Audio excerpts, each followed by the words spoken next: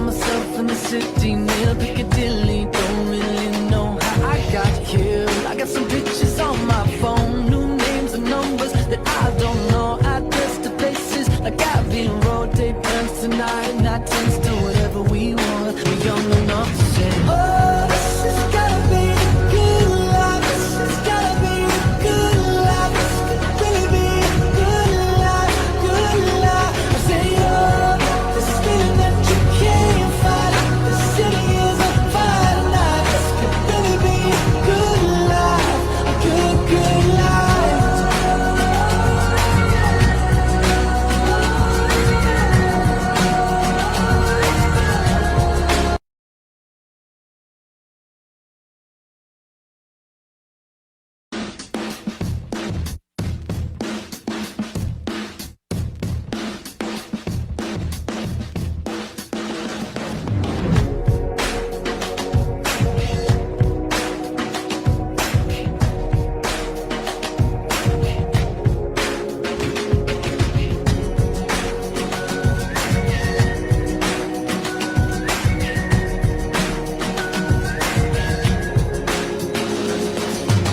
Woke up in London yesterday, found myself in the city near Piccadilly. Don't really know how I got here. I got some pictures on my phone, new names and numbers that I don't know. Address to places like Abbey Road, day plans tonight, night turns to whatever we want. We're young enough to say, oh, this has gotta be the good life. This has gotta be the good life. This could really be the good life, good life. I say, oh, this feeling that you can't fight.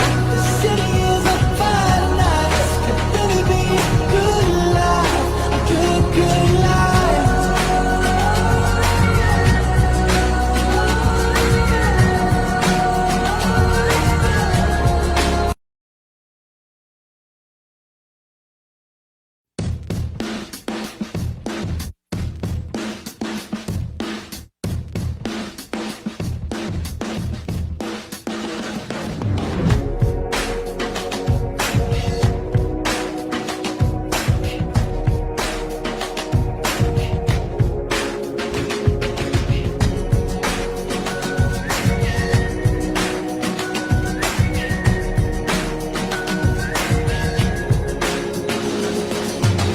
Woke up in London yesterday, found myself in the city near Piccadilly. Don't really know how I got here. I got some pictures on my phone, new names and numbers that I don't know. Address to places like Abbey Road, day plans tonight, night turns to whatever we want. We're young enough to say, oh, this has gotta be the good life. This has gotta be the good life. This could really be the good life, good life. I say, oh, this feeling that you can't fight. The city is on fire tonight. This could really be a good life, a good, good life.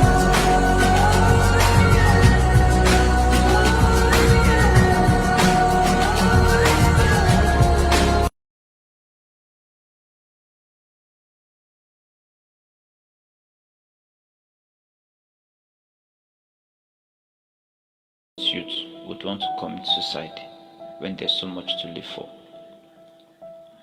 And have you ever thought of killing yourself at some point in your life? Well, I have, countless times. And each time, I always want to take my life as much as I'm scared of what will happen if this death doesn't kill me. I've lived a disoriented life amongst other things, and I can't say I've been able to be happy child since the time I was born. If it was the way my dad shouted at me and insulted me at home, or the way I was failing mathematics in secondary school, it would have been better. But how do I cope with having 7 career courses in the final year of my university? As if that's not enough, my girlfriend that I've been dying for is now leaving and saying she can't feel anything for me again. What kind of life is this?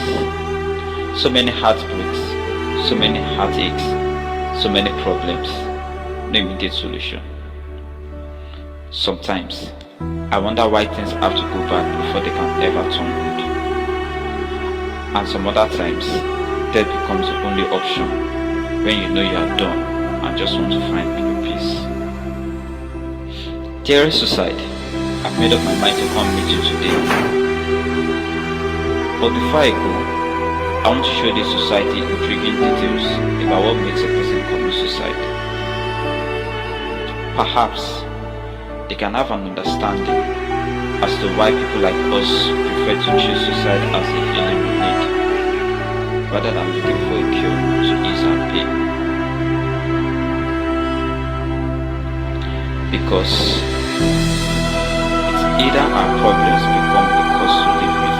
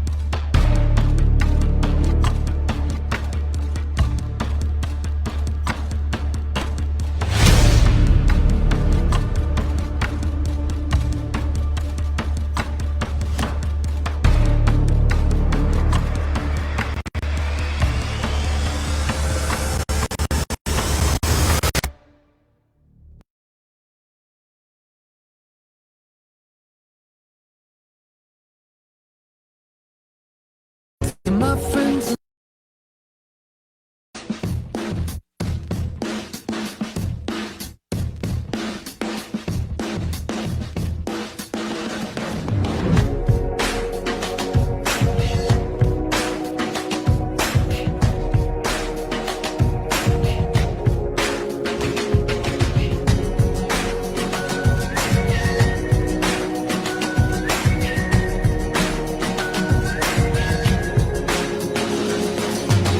Woke up in London yesterday, found myself in the city near Piccadilly. Don't really know how I got here. I got some pictures on my phone, new names and numbers that I don't know. Address to places like Abbey Road, day turns to night turns to whatever we want. We're young enough to say, oh, this has gotta be a good life. This has gotta be a good life. This could really be a good life, good life. I say, oh, this feeling that you can't fight. The city is on fire tonight. This could really be a good life, a good, good life.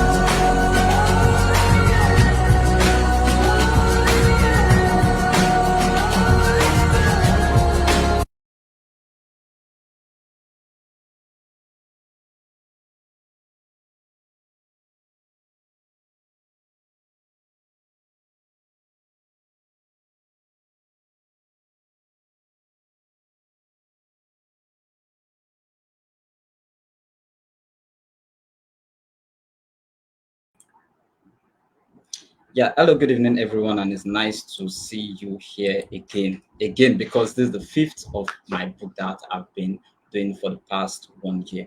So it's nice to see you here. It's nice to see every one of us joining from different states or city that we are in. I'm excited to invite you to this virtual book launch of Pagede's latest book titled Karma is a Beach. Can you see it? Uh-huh. Uh-huh. So the event is a celebration of my life, my history, my story, which I poured out my soul in writing. And in this book, I share things that I've learned in the last 8 years, beginning with 2015, that has changed my life in many different ways, helping me to get out of a place of mental rot and distraught to a place of mental awareness, mental happiness, and mental stability, both physically, emotionally, and psychologically. Many have asked me, that why there is suicide. I mean, people always talk why there is suicide, or what is about suicide books I've been talking about. So this book, considered by many to be a mixture of a memoir, I see it as a memoir, I see it as an autobiography because it's not fiction, it's non-fiction. I wrote about my life. So if you like gossips or you just want to know who exactly is Spaghetti, where exactly is Spaghetti, Reading Terrace Suicide will give you a full hint of who I am. And it's also a self help manual in that it carries with it deep secret, it carries with it hidden mysteries and unexplained tragedies. There are a lot of tragedies. There are a lot of tragedies in the book. So it covers different areas and scope of the average adolescent and contemporary adult life, from the relationship life to sex to academics in itself to religion, emotions, family life, work life, and our breakups. There's a vast amount of information from the book which can be applied to a number of human situations, not just society in itself. And they help people who have been hurting a long time, who are struggling with people who hurt them, or who are currently hurting themselves. So in Comment is a Beach, I shared practical insights. Practical insights on the three relationships I had between 2015 and 2020. So, like I said, the book, if you want to ask me that what inspired you to write this book, it's relationship that inspired me to write the book. Essentially speaking, I chop breakfast. So that's what inspired the writing of the book. So in this book, you are going to learn or see about how each relationship started and ended, how I served, how I got served, and how I served again in that order.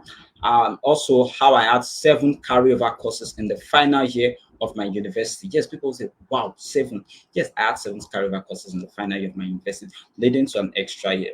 So you read about that. That is where the academics come in. I mean, people always ask that, how is it possible to fail one course? How much more is it now possible for you to fail 7 courses? So in the book also, I talked about the search for job amidst the years, the many years of unemployment before I finally got my first job, and the gradual disinterest or interest in the legal profession. I also talked about my wealth of experiences in the betting industry. People always talk about betting. Is betting good? Is betting bad? Gambling and all that. I also talked about the meaning and definition of suicide itself, why people find suicide as the healing they need.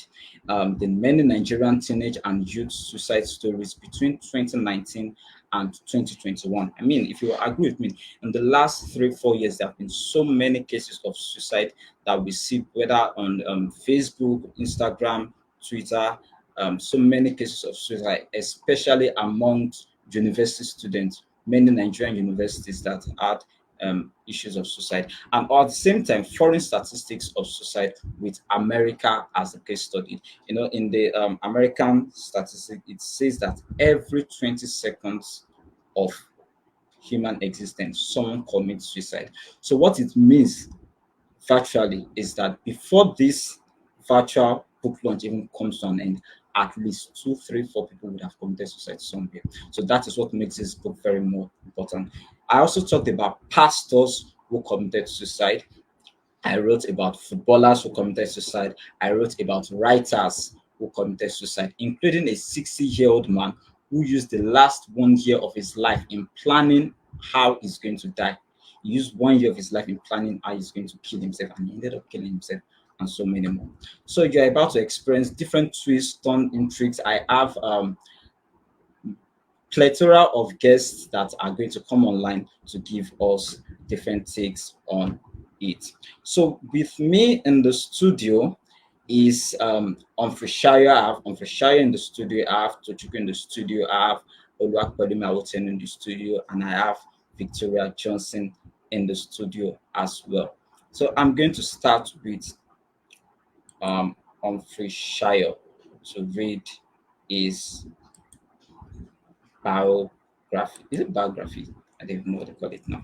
But let's introduce Amfishayo to us. So Amfishayo is a Tanzanian based in USA and is always intrigued with human psychology and ways of life.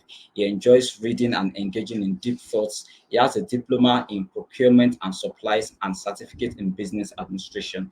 He has 6 years working experience in healthcare setting at procurement department and quality improvement and patient safety departments. He's looking forward to pursue further studies in healthcare management. So, ladies and gentlemen, give us a big drum roll. He's laughing. I can see him laughing as I bring to the studio this evening Humphrey Shire all the way from United States of America. It's very nice to hear you and see you once again.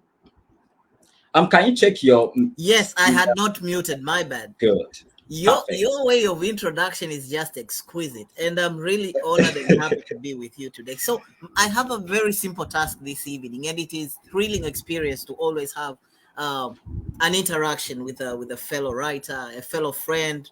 You know, you meet someone, and then you all of a sudden you become friends, and you engage, you challenge each That's other right. intellectually. So I'm really honored to have this opportunity. So my task this evening is really simple. I will walk you guys through the process of how this journey of 5 years of Pagidi came about. So it took some time until Pagidi got to this point where this is the 5th book we're launching today, and we're excited about it. So book 1 had 10 parts to it, and it was titled, or the theme of it was, When Suicide Becomes the Healing You Need. In there, Pagidi explored a variety of options, and I will try to put a little bit of emphasis in this such that we know the foundation why this book or how this journey came about. So he explores the notion of suicide and why suicide should not be considered that it's for certain type of people. Because when someone says, oh, someone has committed suicide, or there's a suicide someone is speaking about, someone is thinking, oh, maybe this person was maybe a poor individual, maybe this person was uneducated, maybe this person had some challenges in life, maybe psychosocial issues, maybe the cycle of people who surrounded him were not good enough or something like that. He explored to the roots that this can happen to anyone. So why people choose suicide as a way out. So the emotional toil that comes to it. He explored how his personal experience of his academic trauma led to him into depression and the carryovers. You have heard the story more than 2, 3, 4, 5 times, but these are the things which happen in our real life, and they can manifest into our journey as we grow up. Then the vulnerability, he explored vulnerability to explore the moments, the what ifs, the why, the behind the aching cause. Then in one particular chapter, my takeaway was actually it's Cupid, the cruelty, love, the confusion, the frustration that comes about with it was real. So it means that all that goes around into our lives kind of interacts and moves us to do the decision or to take the decisions we do in our lives. Book 2 had a very unique opening. Book 2 was about sometimes when death becomes the only option. Actually, speaking of suicide book, like sometimes people think, oh, why did he choose such a title? Because in our African nature and our African norms and traditions, talking and speaking about suicide is like a taboo. You do not want to talk about it. You want to, if someone commits suicide, you want to put a bubble on it. You do not want to explore into the depth, into the roots. Why did this person go into this? Why did this happen? Was there anything that the society, the people around this person could have done to prevent, or maybe to help? Or what resources do we have around us that can uplift us and help people that may be suffering? Those things we need to explore. So book 2 had Little Angel's part, had teenage crisis. So it all explored about all the things that comes into transition. We all, when we are young, we say, oh, when I grow up, I want to be dependent, self-sufficient, and this and that. But when you're transitioning through that teenage life, what happens? Are we really prepared for the things to come? Because you are young. We all came from a young young perspective. We were once less than 10 years old. We don't know nothing. We are innocent souls. We are little angels then. But when we are transitioning to these teenage crises, what does it happen? How does it hit us?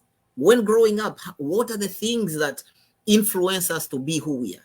Then book 3 had 9 parts to it, but it was intense and it came on a timely manner, because during that time Pagidi explores about how even some people who you think they are the happiest because they are financially well, they are financially set, they are successful, he explored about part of the trilogy between the mental health crisis, the emotion crisis, and the depression all at large. And during this, it brought an enlightenment to the people who were following into the community, that why this happened, why sometimes the false imagery that we see from people, you may think someone, oh, this person is really, really happy, but deep inside they're dying, they are drained, and they can't reach their full potential because of some things. Then book 4, it had 9 parts, and it was the beginning of the end. So sometimes, what are the things that really pushes you to come to explode, to come and shatter apart, to come and make you fall apart? What are the things that influences us? So mainly a takeaway on this was about communication issues. What do we think that happen into our lives that we do not openly communicate with the people that we like, the people that we love, the people that matter to us, and it makes an impact? Sometimes we have this false expectation that, oh, I think someone will just understand. We have this reservation because of having, when you're having too much respect, you accolade someone to an extent that you fear that if I say the truth, you fear that if I communicate truly, if this person is hurting me or if he's ruining what I'm feeling inside, we feel that that will be a bubble, that it will bring tension between us. And now we are here. Today is the 12th of May, and we are on book 5. Book 5 is Karma is a Bitch. Throughout numerous relationships which Pagidi went through his life, and all the things that he has told us, through the religious challenges, through the past experiences, through the trauma and childhood memories that accounted to all the things that happened to his life. At the end of the day, now in this book, a best part is the best part will be the Karma is a Bitch. But today I'm talking about only 2 parts. Part 36 and part 37. With part 36 and part 37, it's a death and resurrection. I told Pagidi only 2 words in while I was reviewing this chapter. I said, you know what? The only thing I think it's just confusion and just vulnerability. Because in here we see how vulnerable someone can be when you're in relationship. We see how much the magnitude or the depth that someone you go into, investing your emotions, investing your time, investing your efforts, can account to be a toil, can account to be a pain when the opposite happen. Currently, people are happy when they're in relationship and they complement one another into excelling and becoming better versions, or to bring the best out of one another. But if from part 4 of the book, where we know that communication is still the key in all the relationships we have, whether relationship between siblings or between parents, between people who are intimate, having intimate relationship, all what we need is depth of that investment we do tend to backbite us and hurt us badly based on how much heavily invested we are. So sometime we had a mental health training on April. There's a sentence which I really liked. We shared with Pagidi and the rest of the team that in whatever investment, emotionally or physically or financially, that you do, let us be keen to leave a little room for disappointment, because sometimes we make a lot of efforts to uplift others. We make a lot of efforts and we think they are angels. We have to leave room for disappointment, such that I am giving my relationship my all, but at the end of the day, when the disappointment happens, I will be in position to better help myself before I help others. We spoke about a very good example during one of our trainings with Pagidi and the rest of the team, that when the sun illuminates its light, it gives light to the moon. And if the moon does not get some of that light, it can't shine to others. So thank you very much. Let me share that. Pagidi, take over, then I'll just be back.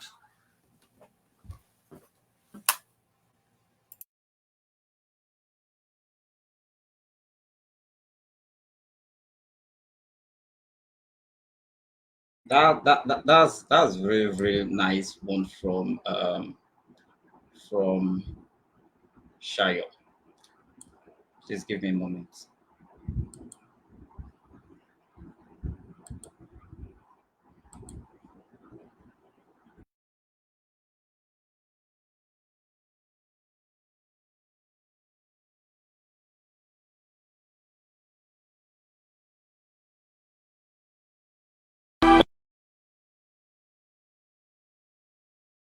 Why a smart teenager or intelligent youth would want to commit suicide when there's so much to live for? And have you ever thought of killing yourself at some point in your life? Well, I have, countless times. And each time, I always want to take my life as much as I'm scared of what will happen if this death doesn't kill me. I've lived a disoriented life amongst other things, and I can't say I've been able to be happy child since the time I was born.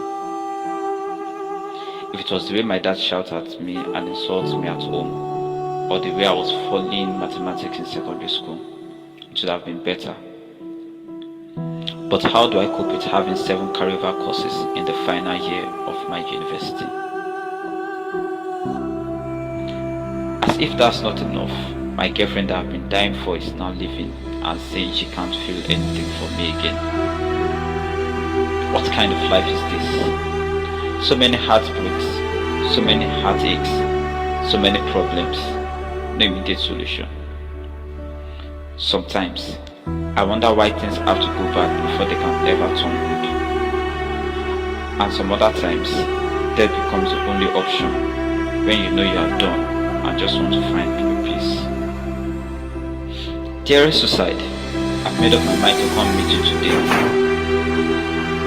But before I go, I want to show the society intriguing details about what makes a person commit suicide. Perhaps they can have an understanding as to why people like us prefer to choose suicide as a healing we need, rather than looking for a cure to ease our pain. Because it's either our problems become a cause to live with, or Okay, that's I hope I hope I'm able to become an actor after writing all these things together, because that was really really a cinematic experience.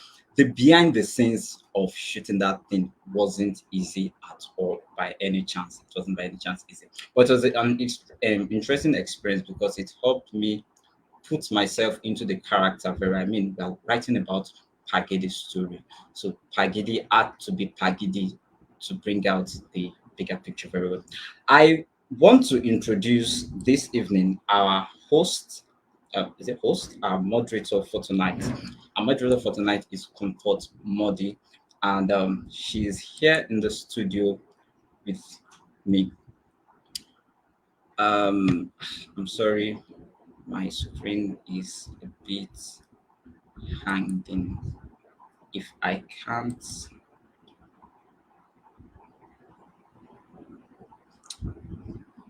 please give me a moment.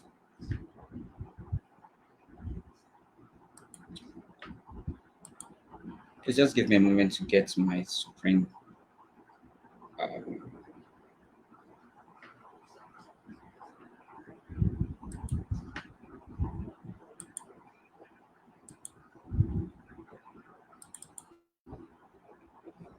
okay, I have it back. Okay, so Comfort Mode is a quintessential writer, author, international speaker, public speaker, and trainer, a corporate event host, poet, singer, spoken word artist, book strategist, and consultant. In fact, she's part of the people who I consulted when writing this book, and she's equally a clarity purpose discovery coach. Comfort Model will be the main person speaking to us tonight, like the moderator of tonight's event. And ladies and gentlemen, I bring into the studio I'm smiling. I love smiling because I love looking for this in this show. Let's bring it to the studio. Comfort Modi. How are you doing tonight? Hi, everyone. I'm fine. Am I audible? Yes, you're very, very audible, and you're also looking very beautiful. That's nice. Thank you. All right, over to Thank you. you. I mean, I've been waiting for you for a while, and it's good to have you here finally. And I hope the journey down here was quite easy for you. It wasn't really easy, but I'm so happy to be a part of this. I always look forward to each of the launch of these amazing books because I was reading the book some minutes ago before I came on, and I love the style of writing. I love your sincerity. Not everyone will be open to talk Thank about you. the story, and I love the fact that you're not ashamed to share your story. So thank you. This book is a gift to humanity. And yeah, guys, my name is Comfort Mode, and you're stuck with me tonight. So let's get started. I'm going to start by I was putting down some notes when the keynote speaker was speaking, and there are three major things he said that I'm going to buttress on. The first thing he said is communication issue. So many things that cause problems in our lives and all is really communication issues. I'm a public speaker and I'm a communications expert. And I've realized that many problems we have, not just in our lives, in our relationship, our workplace environment, and everything has a lot to do with communication. So, one reason a lot of people commit suicide or are depressed is communication. They feel like nobody's understanding them, but sometimes it's because they've not really expressed themselves well. And another thing is vulnerability. When we become too vulnerable to the point that we don't expect people that we love to hurt us, these things can get us to a particular point in our lives where we want closure, we want to know why they hurt us. And sometimes it's not really because you did anything, but actually that is who they are. So they hurt you because that is who they are. They don't know how to genuinely love and love someone. And then the last thing which he said was it can happen to anyone. Anyone can be depressed. It doesn't really matter if you're wealthy. We've had a lot of examples of wealthy people who are successful in quotes. Now, when I mean successful, the world sees success as you traveling the world, having a fleet of cars, having, you know, a lot of physical achievements, right? But we have seen people who have these physical achievements. I remember Whitney Houston, when I was very young, I used to listen to her song. And then one day we heard that she committed suicide. So nobody would ever have believed that she could do that. So many people, religious people, non religious people, celebrities, many people have committed suicide. All right. And it's not because you have money or you're wealthy. It's these things happen to anyone. So I want us all as we listen to be a voice for others and be a shoulder that others can lean on. So before we continue, I would be introducing our second speaker, right? Um, please join me as we welcome her. Victoria Modupeola Johnson Olawale is an individual who is driven by her passion for integrity and excellence in task delivery and role performance. She bagged her OND from Wolex Polytechnic and rounded her higher national diploma from prestigious Lagos State Polytechnic, now Lagos State University of Science and Technology. She is a certified communicator, human resources professional, a creative writer, life coach, and an educator with over 5 years experience in the media. She is also a co-founder at the After School Center, an initiative that employs unique pedigree for pupils and students. She also has great interest in fashion designing. Victoria is a ministerial and firm believer in the gospel of Christ, consciously and intentionally making efforts in the propagation of the same at every opportunity. She is a self-motivated, focused, and energetic performer with an upbeat personality who has led in different capacities both in church and parachurch organizations. She is happily married to Gabriel Taiwo Olawale. Ladies and gentlemen, let's make welcome Mrs. Victoria for the next 10 minutes as she tells us, talks about part 38, code exchanges. It's good to have you, Eva. Hi, good evening. It's good to be here. Am I audible? Yes, you are. Yeah, so thank you so much for this platform. Thank you for bringing me back. I was here for book four launch, and I'm glad to be here to share my thoughts about book 5. Actually, Karma is a bitch. So I will be speaking about chapter 38, code exchanges. Code exchanges. So I read through this particular chapter, and well, I felt just like the name said, I felt some chill while I was reading through it. And when I say that I felt some chill, you would wonder that, okay, how can you're just reading, how can you feel the chill? So I felt the chill because there were lots of, just like the name says, code exchange. There were lots of code aspects. When I say code aspects, there were parts where, as a lover, you expect that, your lover will warm up to you, you know there are some kind of conversations that you're meant to have, but when you get cold responses, responses that are not even, that are not standard, that are not well con you know well put together. Actually, when I say well put together, there's a way you expect your lover to respond to you. Oh, hi babe, how was your day? How did it go? Come up with the whole excitement to want to share how the day went with your lover, trying to explain the things that went so good, the things that went not so good, and all of that. But then when all you keep getting is like, I'm fine, it was just there. Things like the vibe, the positive vibe was actually not in most of the conversations that we had to read through in chapter 38. And there were parts where I could really feel that Pagidi wanted, you know, Timmy to warm up to him, like, okay, tell me more, even respond to my message. There were times where the messages he was sending were not getting, wasn't getting response to it. And in his head he was thinking back and forth that, okay, what is going on? At the point, I'm sure he was asking himself that, okay, have I done something wrong? Am I the problem? Is what exactly is going on? But Timmy kept, giving him the cold shoulder, like, okay, I can't talk right now. I can't talk right now. I can't do this. I can't do that. And at this point, what comes to a lover's mind is that, okay, things are definitely not right. Things are not the way they are meant to be. When I expect my lover to warm up to me, talk to me about things, even if there are times where you know that, okay, you get busy, things come up, and maybe after the whole work day, you're tired and you cannot just do the whole let's gist and let's gist thing. But when it becomes an everyday thing, and it's now like the order of the day. Every time there's meant to be a conversation or something, there's always an attitude or something around all of that.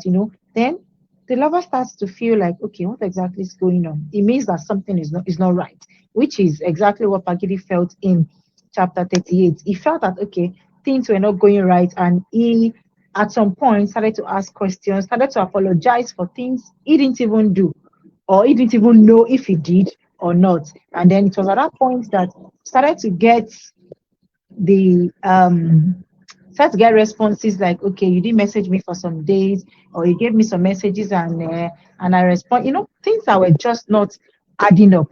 There was a part where as a lover, when you have a long distance relationship, some of the things that actually keep you connected is having pictures of one another, like, okay, maybe do video calls, or maybe today, this is my look today, okay, this is my look today, I send pictures and all of that. So that kind of keeps you updated that, okay, this is how my babe, this is how my guy looks today. And there was a point where Pagidi was asking for pictures, say, okay, please, I've not seen your picture in a while, I've not seen you in a while. And like as usual, he got the cold shoulder that, okay, I don't have pictures, or I'm not even in the mood for pictures. I'm dealing with this, I'm dealing with that, I'm asking for pictures and all of that. So it was a whole lot, and I could literally feel what Pagidi was feeling at that moment, even if not all, but I could relate, because, okay, even when you read the book, I'm sure you would agree with me that, okay, it was evident, it was obvious that, okay, this person was really, really cold. And a lot of things could have caused it, actually, which I don't want to be, because I'm not in Timmy's shoes, but so many things around the whole thing could have caused her to be that cold. But eventually, at the end of the chapter, it was made known what was causing the whole coldness. And at some point, there was a part where Pagidi had to say that okay, it was because he respected her. That was why he was not complaining so much, or that was why he was not asking the right questions when he was meant to ask them, like, okay, babe, come, let's talk. What is going on? You're not warming up to me. You're not doing things the way it's meant to be done, like that. So he was saying it was because he respected her.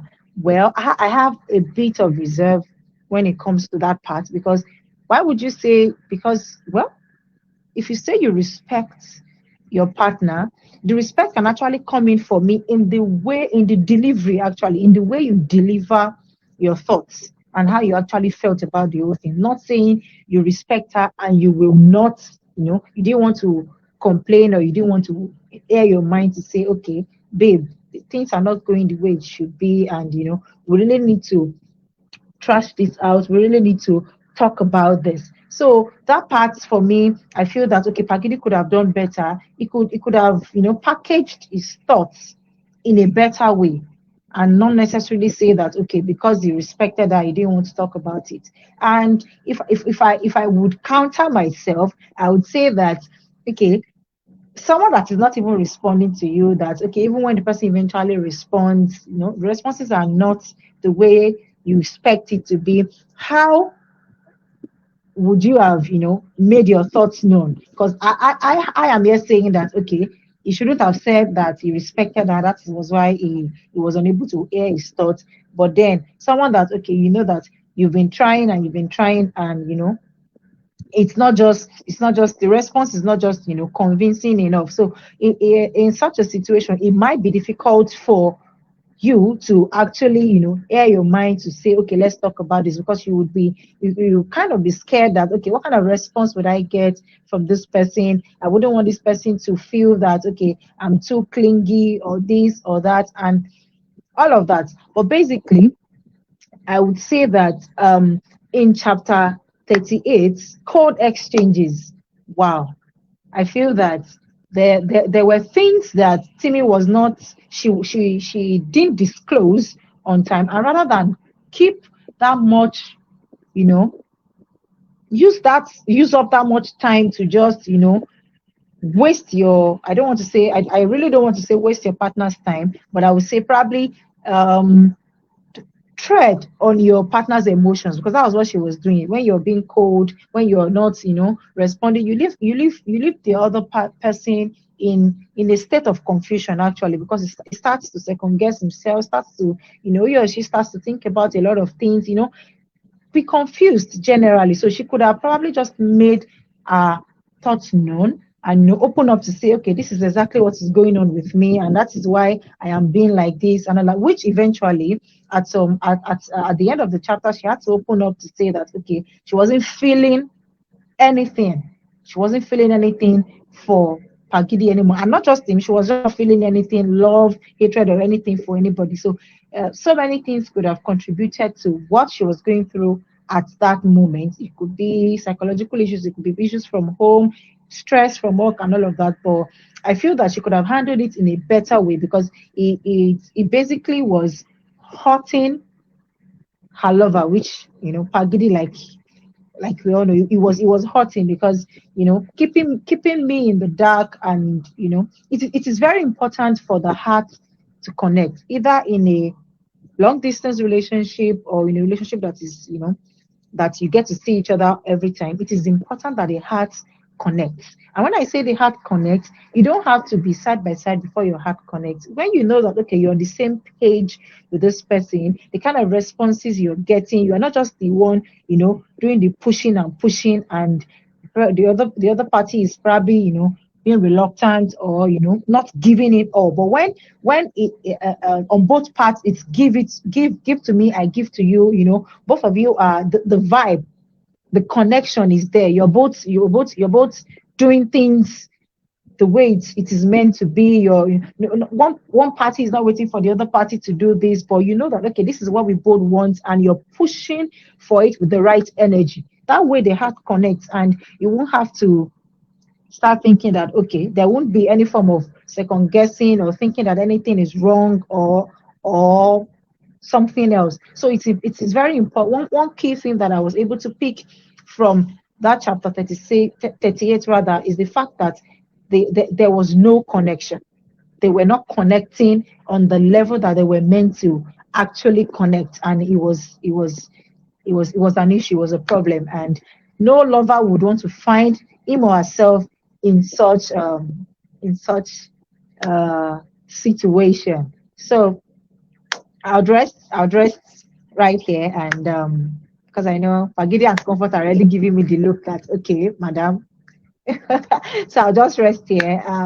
You see me very soon because I'll be coming back up for chapter 40.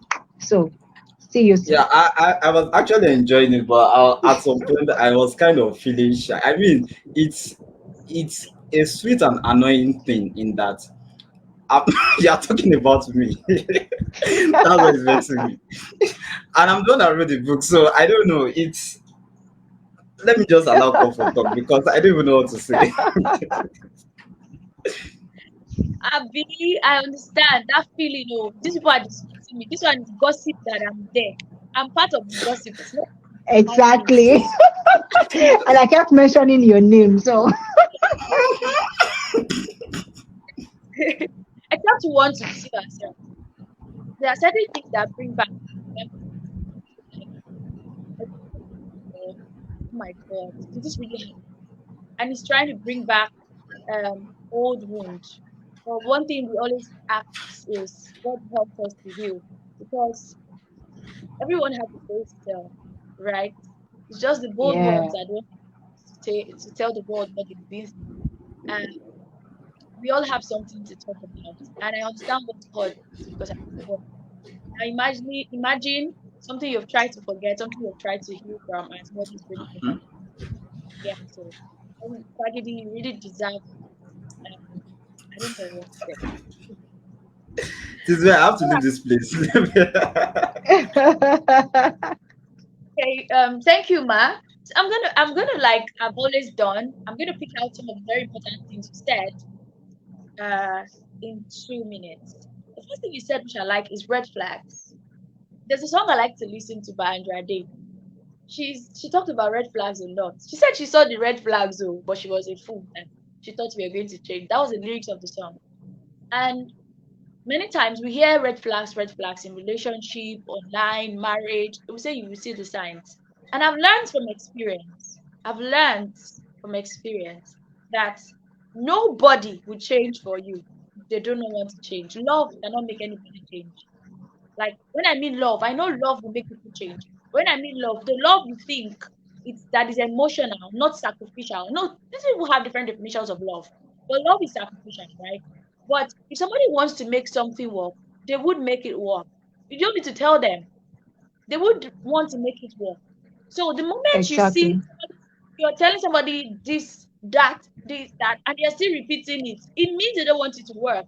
Because if they really want it to work, exactly, they would know that your happiness is their happiness. Because I don't see why you would hurt somebody that you say is your source of joy. So if your source of joy is sad, how then are you happy? All right. So another thing you said is communication. Like I said before, many reasons a lot of people have issues in their relationship is communication. So they don't communicate their emotions right. And some persons are passive communicators. That is, they don't always come out straight to say, this is what I want, this is not what I want. They expect you to think and understand what they have in their mind. And then they keep sweeping things under the carpet. And one day, the mold of death is pounded up. And when they want to pour everything out, it's destructive. So everyone from chapter 38 should learn to communicate their emotions rightly. It's not just in a relationship. In your place of work, everything that you do, meant to communicate rightly because I feel like communication is the crux of life. So everything we do, you need to speak out, learn to communicate rightly. And then the last thing you said, which I pick out, is actions and word needs to go together. So you can't say you love someone and your actions are not showing that you love someone. Thank you so much, sir. It was an amazing section with you. I look forward to meeting you again in the next section. Thank you. thank So we you. have a person, yeah. We have another speaker. We are loaded tonight with so many wonderful speakers. And this speaker is he prefers to be called Gen P. He's a professional writer and an entrepreneur. the lead consultant at Regency Consult. His biggest strength is leadership. He has led in several positions, formally and informally, in different settings. He hopes to lead in one of Nigeria's states one day. Ladies and gentlemen, in your house, just take a drum. If you don't have a drum, take a bowl. Make sure it's stainless steel. And let's welcome Mr. Mr. Oluwapelumi Oluwapelumi Awotedu JP Awotedu as he takes JP us as it takes us on on chapter chapter 39. 39. So when you see me come So back, when you you know see your me time. come back, you know your time. You're welcome, sir. You're welcome, sir. Good evening. Good evening, Modi. It's lovely seeing you face again. Okay. Yeah. I want to be governor of the state. Yeah. Okay. I believe you are on there. And now I don't the plan. It's nice to see you. It's nice to see you. I saw some. I saw can't some. remember. I can't I'm remember. giving feedback.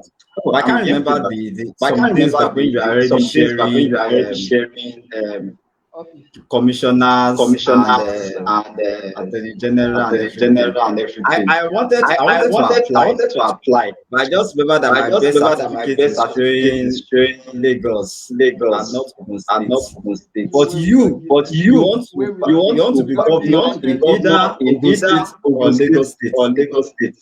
5 Ogun State. Well, Well, I leave you to do your thing. I leave you to do your thing. Yeah.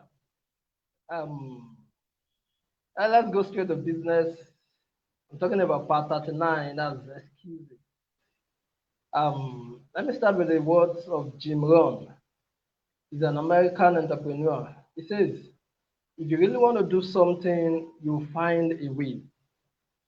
If you don't, you find excuses. Part 39 is talking about excuses. If you want to do something according to Jim Rohn, you're going to find a way. But if you don't, you're going to find excuses. In part 39, Gideon Disu explained, or let me say, wrote about how Timmy was always coming up with excuses every now and then. And I'm going to say the word of Jim Rohn proves true in this case. Timmy was done with the relationship. That was why she was always having endless excuses for everything. Let's talk. I'm busy. I'll call you back. Then you wait for a call, an hour, 2, 3, 4, 5. You don't get a call. Then you call again. Then another excuse. Oh, sorry, I want to attend to mom, this and that. When people are done with things, that is when they give you these excuses. I remember when I was passing through this kind of phase in my relationship. My babe then that was the days of midnight call. We do talk every blessed day, except on Saturday, Sunday that we limit it to maybe just 30 minutes or so. Every blessed day we talk about 2 hours, 3 hours at night. That was when I started having, is it every day we'll be talking? Son, we've been talking like this for months. So when people are done, they start giving you excuses. They start giving you excuses. But as I've said one time before, I said we do have an issue that's making decisions. We have issues with making decisions. We can't make firm decisions. It's both ways. She who was serving the breakfast and Gideon Disu who was being served the breakfast. The both of them couldn't make decisions. She wasn't really firm with quitting the relationship, and he was still after going after her, even when it was glaring that this lady is done with you. It was glaring. It was crystal clear like the day. The last speaker spoke about red flags. Yeah, that's it. Most times we see these flags and we still go into it. There's something I do castigate people for. People who come online to ask for advice. I believe you just want to play around. You know what you want to do. Someone will come online, will tell you, my spouse does this, that. What should I do? Should I break up? Should I stay? You know what you want to do. You don't just have that courage to make the decision. So when people start giving you excuses, just know they are done with you. Either they are saying it straightforward or not, just know they are done with you. When you want to do something, you always find a way. In part 39, Pagidi, on his own part, he really wanted a relationship and he was finding every way to make things work. Imagine traveling from Lagos to Bayelsa, spending about 3 days at Bayelsa to talk, and she wasn't even granting audience.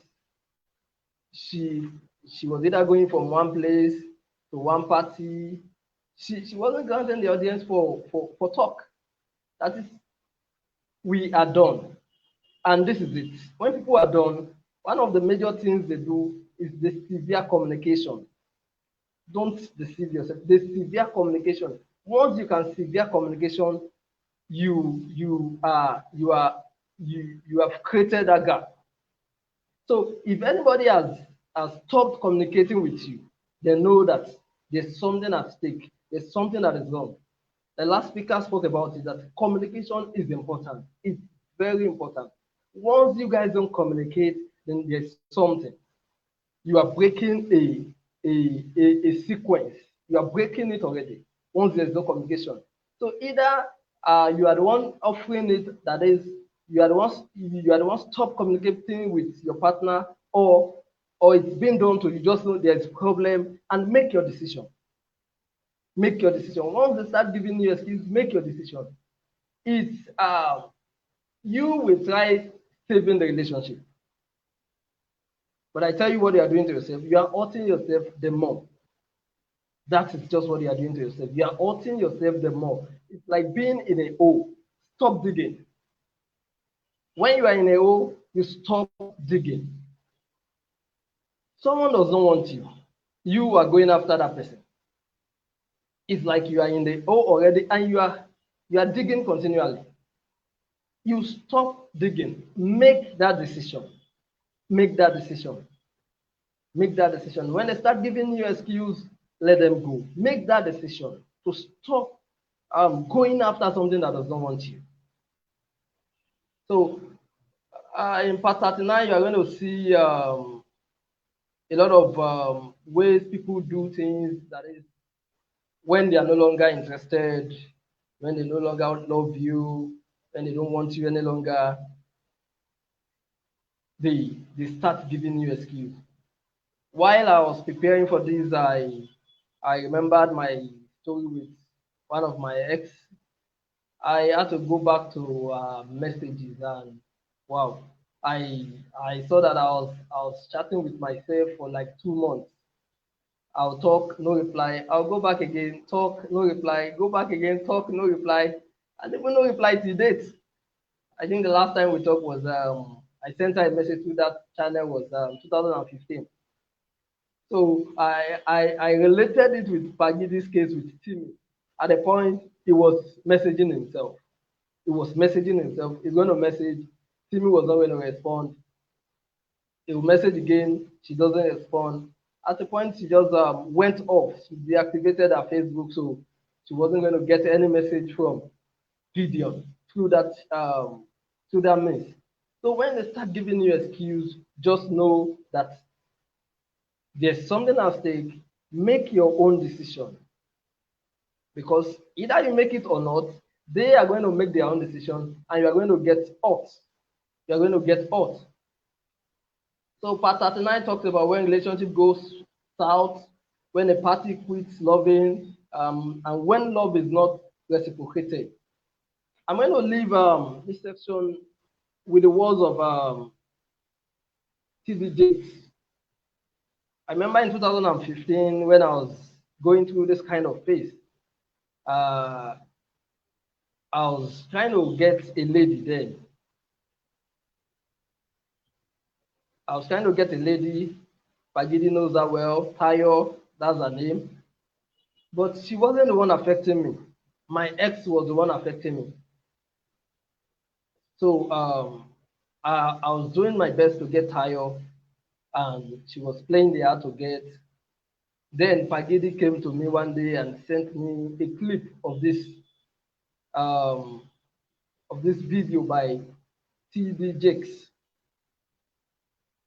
I'm going to quote some parts and I'll just talk about the rest. It says, people leave you because they are not joined to you. And if they are not joined to you, you can't make them stay. And it doesn't mean that they are bad people. It just means that their part in the story is over. And you've got to know when people's part in your story is over, so you don't keep trying to raise the dead. You've got to know when it's dead. You've got to know when it's over. Those are the words of TD Jakes. Stop begging people to stay. Let them go. Stop holding to the past hurts and pain. Let it go. If people cannot treat you right, love you back, and see your worth, let it go. You see that job you are holding on to that is not providing for your need again, let it go. That talent you think you can't do without, let that talent go. If that talent is no longer needed, if it's no longer useful, let it go. It is not meeting your need any longer, let it go. Let go of that attitude that is not okay. Let go of depression and stress. Let go of your past. And lastly, let go of excuses. Let go of excuses. Someone is giving you excuse. Let it go. Let them go. You are the one always giving excuses. Let it go. Let it go. Let it go. So let go of things. Let go of things.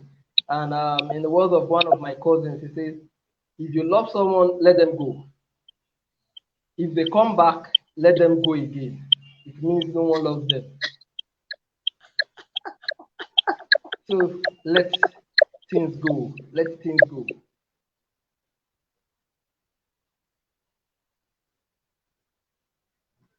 Thank you. Amazing. Amazing. Amazing. Okay, please, sir, can you mute yourself? I think I'm hearing myself. Yeah. Okay, you can hear me. Yeah, it's no longer reverberating again. Wow is all I can say. Everything you said is true. Everything you said is true. Really, really true. And this is what I wanted to say from Mrs. Victoria's section that I forgot to say. And it was about communication, but on a different level, right? And she said something about long distance relationships, or what do they call it? Far distance relationship or long distance relationships, and how relationship is what keeps you going. Wake up, you should send pictures. You guys talk. You also said it. You speak for 2 hours every night and all of that. Even you that you are in a short distance relationship, your relationship can break apart. Talk more of somebody that is long that you're not seeing. I'm telling you, even if you are the person that you're in a relationship with, you are in the same local government, or you're in the same street, you're adults, you're all cheating at home, right? What if you tell 3 days? What if you tell 5 days? So it boils down to, oh, I'm busy. I can send. If you say somebody is the love of your life, you should be able to send them a message. Oh, I can't see myself again. Okay, if you see somebody is someone you have a relationship with, you should be able to send them a message when you're busy. How do you stay for 2 days? How do you stay for 3 days without calling somebody that you say you love? When I hear stuff like that, I'm like, does that person really love you? Because we all want to speak to somebody that we love, like we're always eager to hear their voice, to hear their smile, to hear everything that they have to say to us. So it's important that we pick out these red flags and encourage communications. Then another thing you also said, which is important, is learning to let go. Now, it's good that we learn to understand when it's time to let go and when it's time to still hold on to something. There are times when genuinely the person you're in a relationship with doesn't want to end the relationship, but he might be seeing flags that look like they want to end it. They might be passing through a phase. So it's wisdom to understand, oh, this person is weak. Let me be the strength that they need. But then if you're trying to help somebody and they don't want to help themselves, that is where communication also comes in. I'm always an advocate for assertive communication and not passive communication. Learn to speak out and say, oh, these are the things that are happening. What can we do about it? So, Sabi, I really appreciate everything you said about learning to let go. Many of us are the reasons why we are being hurt. We see the flags that this person doesn't know how to say, I want you to go.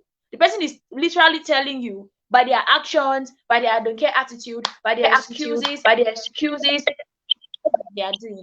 So you need to understand when it's time for you to say, oh, please, I need to pack my load and go. I pray God will give us the wisdom. Thank you so much, sir. I really appreciate it. So we are going to have Mrs. Victoria again. We've introduced her before, all protocols duly observed. Standing on previous protocol, I would be bringing back Mrs. Victoria. And this time she's going to be speaking to us in the next 10 minutes again. She's going to be speaking to us on Karma is a Bitch, part 40. You're welcome, ma. Hi, guys. Yeah, I'm happy to be back again. Yeah, so what I have to talk about right now is a very, very interesting part. This time I get to hand it over to Pagidi, where he didn't do so well, and I have to also be lenient. This You one that understand? So maybe I should I go back. even if you're here, even if you're back, you feel it. You feel the heat. Actually, Okay. you feel the heat wherever it is you Okay. are. So, yeah. So, the thing in this chapter 40, I think it opened Pagidi's eyes to his previous relationship and how he handled things. So he was able to reminisce on the things he did in his past relationship with I think the lady's nickname was MICI. I don't want to say MICI. I don't know how it is being pronounced, but MICI was the lady's nickname or something. And this lady was, madly in love with Magidi. But I don't know what was wrong with him. Well, I don't know, but don't let me dwell on that. So basically, what happened between Pagidi and Timmy and the way the whole thing ended and all of that made him, have a rethink about his past relationship with this lady, and he was able to come up with the title Karma is a Bitch. Like, okay, maybe I am actually getting what I did to someone, which brings me to the part where I say, do unto others what you want to be done to you. Even the Bible emphasizes that part. What you cannot tolerate, what you don't want to happen to you, don't do it to others. So this could have been due to so many things that he was going through, or it could have excuses for it. He could have explanations for those things, his actions, why he did them, and all of that. But it still boils down to the fact that do unto others what you want to be done to you. So all of the things that transpired between him and Timmy, just played back in front of him, like, okay, this is exactly how I treated this person, and right now I am in the same position and I'm not really feeling this, I'm not getting this. This is not fun. This is not fun for me. So I was able to pick something about shutting your partner out.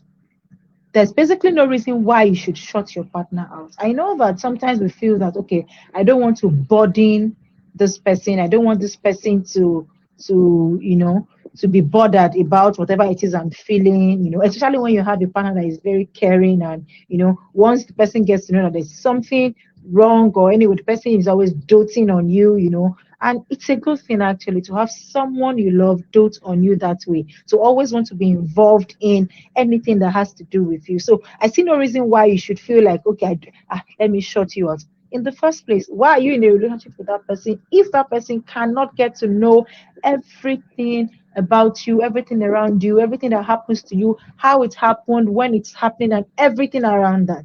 So why in the first place are you in that relationship if you do not? For me, I feel that if you do not trust the person enough to be able to understand the gravity of whatever it is you're going through at that moment. So Pagidi basically shot this particular lady out, and treated her in a way I wouldn't want to be treated. And I know that a lot other ladies would not want to be treated just because of what he was going through. He said he had a lot of things, that he was going through, that and blah blah blah blah like that. But for me, it's not an excuse actually, because you shouldn't even be in a relationship with somebody you cannot share your day-to-day burden with. Even if it is not a big deal, maybe it is just something that happened at work, and you just say, okay, hello babe, I'm back. Oh, my day didn't go so well.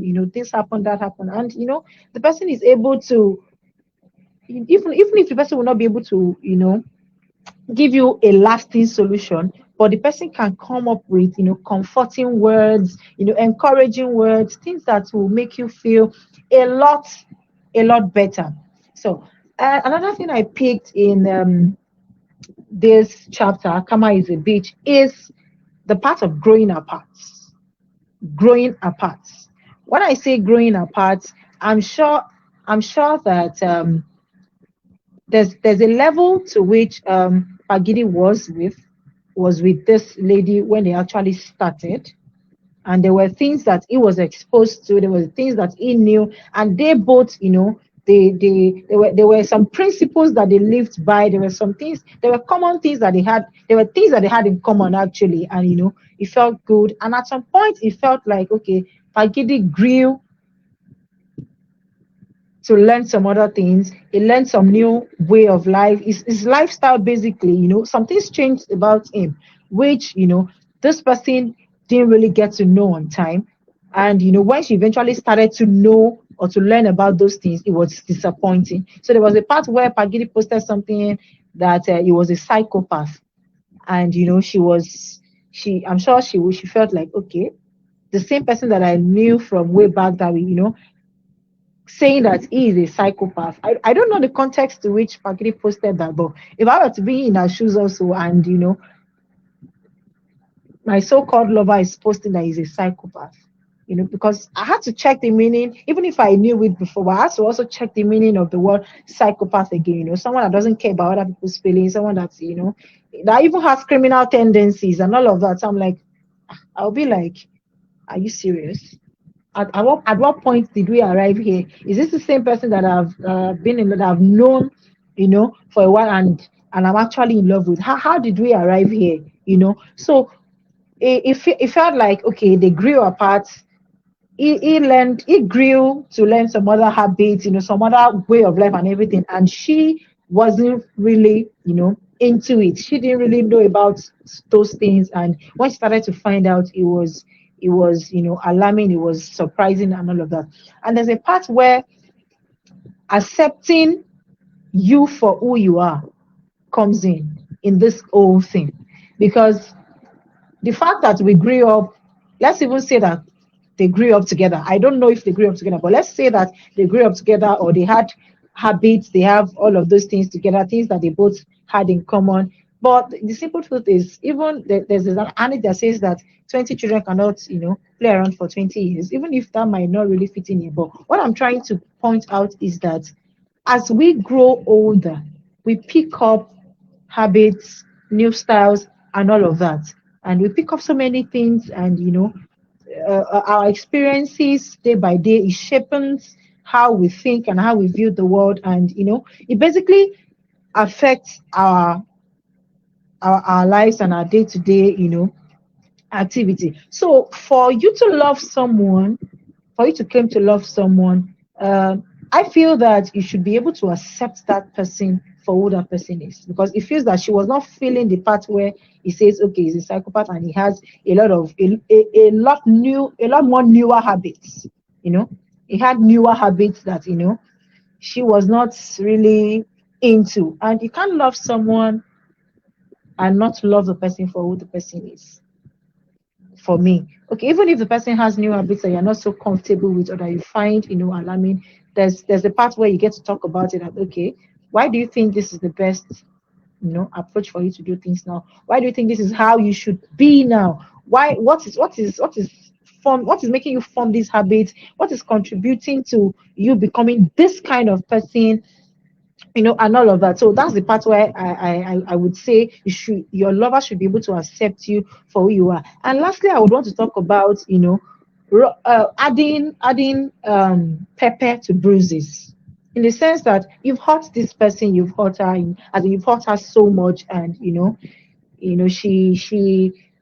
wasn't having it with you. She has aired her mind to say, okay, this is it. I'm disappointed. I'm hurt. I'm sad, and all of that. But then you keep on pressing and calling and doing the old, okay, I'm messaging you, I'm talking to you, I want you to forgive me. I'm forgiving you. Go your way. Don't bother me anymore. For you to love someone deeply and the person hurts you, I'm certain that it is not something that can go away just like that. You cannot love somebody and the person hurts you and you feel like, okay, I just get over it just like that. No, it's something that it will take a while. It's a process before the person will eventually heal, from the hurt. So, but when you are always around the person, you are in the person's face, coming to say, okay, this, I'm messaging you today, I'm messaging you. How do you expect the person to heal in peace? You packed your baggages, you've left. Allow me heal in peace. Actually, so there was a part where Pagidi was just all over her face, not allowing her to heal in peace. And no, I find that part really, really, not so good. You've hurt her. She's not feeling you anymore. You've apologized. She has said, okay, it's fine, just go your way. But then you keep bringing back old memories. You keep saying things that would make her, keep reminiscing about the past. It's, for me, it's not a cool and good thing. You guys can actually get to a point where you have the, okay, hello, hi, how are you? And life goes on, and in future you can still get to talk about. But when you keep bombarding her with old memories, I feel it's not really a good and a cool thing, actually, since it's not as if you want to come back. She didn't even say she wants you back, actually, but day or day, you've gone with Timmy. Just move ahead and allow her to have a peace, allow her to have a peace of mind, actually. So those are my thoughts, actually. So people, if you're in love, you should be able to accept your partner for your partner out. You should be able to talk about your downside, your burden with your partner, and you should be able to handle things better. Pagidi clearly didn't handle things in a good way. With a handle thing, you could have handled it in a better way. Okay, even if it took Timmy a while before she could say, I'm not in love with you anymore, but she eventually came up with the, okay, I'm not in love with you anymore, and you got the message, even if it was hard for you to let go. But at no point in time did I see you come up to say, okay, madam, you have to go. I'm not feeling this anymore. Just felt like you just shut her out, just stopped engaging, picking calls and all of that. No, that's really not a good thing. You don't. And that can actually it don't really. So No, that can I actually think make her, I wasn't matured. I wasn't matured. That's just clearly what I can say about that, because it was after that relationship that the third one came up. So clearly I wasn't okay. matured. I was serving at the time.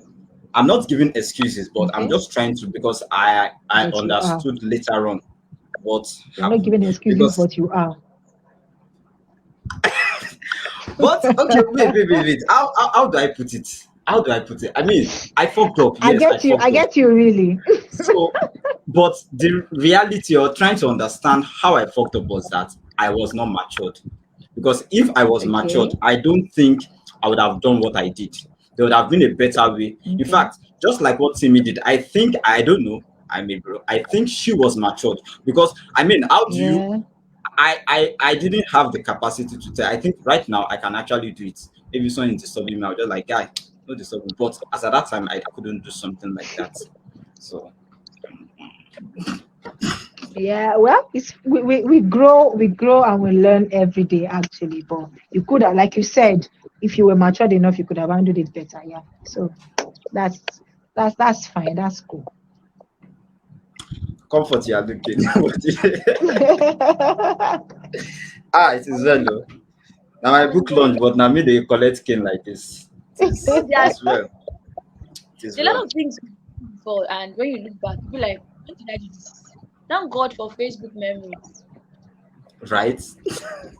In fact, Yeah. when I was editing the book and reading through it and right, I was just reading so far that I was just be like, no. What was this me? Did I really do these I mean, things? yes. And as I was just reading, I was just like, no now, no, this is wrong. You know, it's what you haven't written about it. You could actually deny that you did those things. Not because you wanted to lie, but because you can't wrap your head around it that me did this kind of thing. How can you Mm-hmm. know? Mm-hmm. So sometimes when Facebook brings back your memories, be like, when did I take this picture? And I was looking peng in my mind. And Or even some things that you maybe some quotes or some things that you felt were right and you just wrote and you posted, you be like, let me write this kind of Mm-hmm. thing. Wow. yeah, Yes. I feel like it's a wonderful thing when you see those things and you be like, wow, I've really grown. So we are not the same person. Yes. We're not the same person that used to, when someone offends you, take 3 days. You squeeze your eyes, you squeeze your nose, everything. But this time around, when you feel sad, you know how to speak assertively, not aggressively, expressing how you feel about something and saying, I don't want to be treated this way. I want to communicate how I feel. I'm no longer a baby that would keep whining and then there's no solution coming. So we learn every day. And these experiences, like the Bible would say, that these things are written for our learning. So these things that we have experienced for us to be able to speak to our younger self, our children, society, and everyone that comes to ask advice in certain situations. So thank you once again, Ma. And Pagidi, I also appreciate you for not twisting the story to suit yourself because a lot of people would Right. write a particular story. That's the thing about history. That's a lot of things about history. Two people will say different things about how Nigeria was treated by Britain, and in the end, it's never the same thing. So history tells his story. So you can decide to make yourself sound like a saint, but you deserve an award. You deserve a statue in Imo State. Thank you very much. Yeah. So guys, one thing Mrs. Victoria said, which I'm going to point out again, is don't shut your partner out. So I like to say that if you know you want to shut your partner out, if you know you're already used to solving your problems yourself, please don't go into a relationship. Because if you're in a relationship, you should understand that the Bible says two shall become one when you're married, right? Although Pagidi's relationship wasn't that of marriage. But the truth is, whenever you're in a relationship, except you are wasting your time, you should know that you want it to end in marriage. So when you're married, when something is happening to you, are you going to shut your partner out when you guys are already one? You should learn to fill them in, not just in the things that give you joy, but also in the things that make you sad.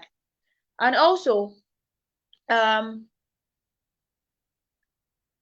talking about growing apart, when you notice things are not going the way it used to go, communicate. So we've been talking about communication, and that is the crux of the matter. Now we're going to have Mr. Pelumi again. We're running out of time. The next 10 minutes, Mr. Pelumi is going to come again to talk about chapter 42, airstrikes from the past. It's good to have you back, sir. Yeah, it's good to be here. This part 42, a strike from the past. Just like I did the other time, I'm going to do that again. I'm going to talk from someone's quote. The first time I had this quote was around 2010, 11. I had it from Tunde Falola. He was the president of my fellowship then. And he so much loved this quote. God grant me the serenity to accept the things I cannot change, the courage to change the things I can, and the wisdom to know the difference. We've been talking about relationship, communication. You should know when to let go, this and that. There's another part of relationship we've not really talked about, and that's compromise. Relationship is about compromise. You can't have a perfect person because even you yourself, you are not perfect. There are a lot of things you can accept in people, while there are so many other things you cannot accept. You're going to hear some people, they will tell you, oh, cheating is my deal breaker. And some people will tell you, if you like cheat, if you like, I don't care. You understand? Because they can accept it. Why those who say it's their deal breaker, they cannot accept it. So there are many things you're going to compromise about in relationship. It's not just this love relationship alone. In every form of relationship, there are many things you're going to compromise about. You're going to compromise about a whole lot of things. So this quote from Reinhold Niebuhr is going to be the basis for part 42. It's going to be the basis for part 42. That is, God should grant you the serenity to accept the things that you cannot change. These things you cannot change it about people. And these people, you have to be with them every day. And God should grant you that serenity to accept it. And the courage to change those things that can be changed. And the wisdom to know the difference between the two. This is because in part 42, strikes from the past. Gideon's past kept coming back. It kept coming back. And at the end, it was a deadlock again. Just because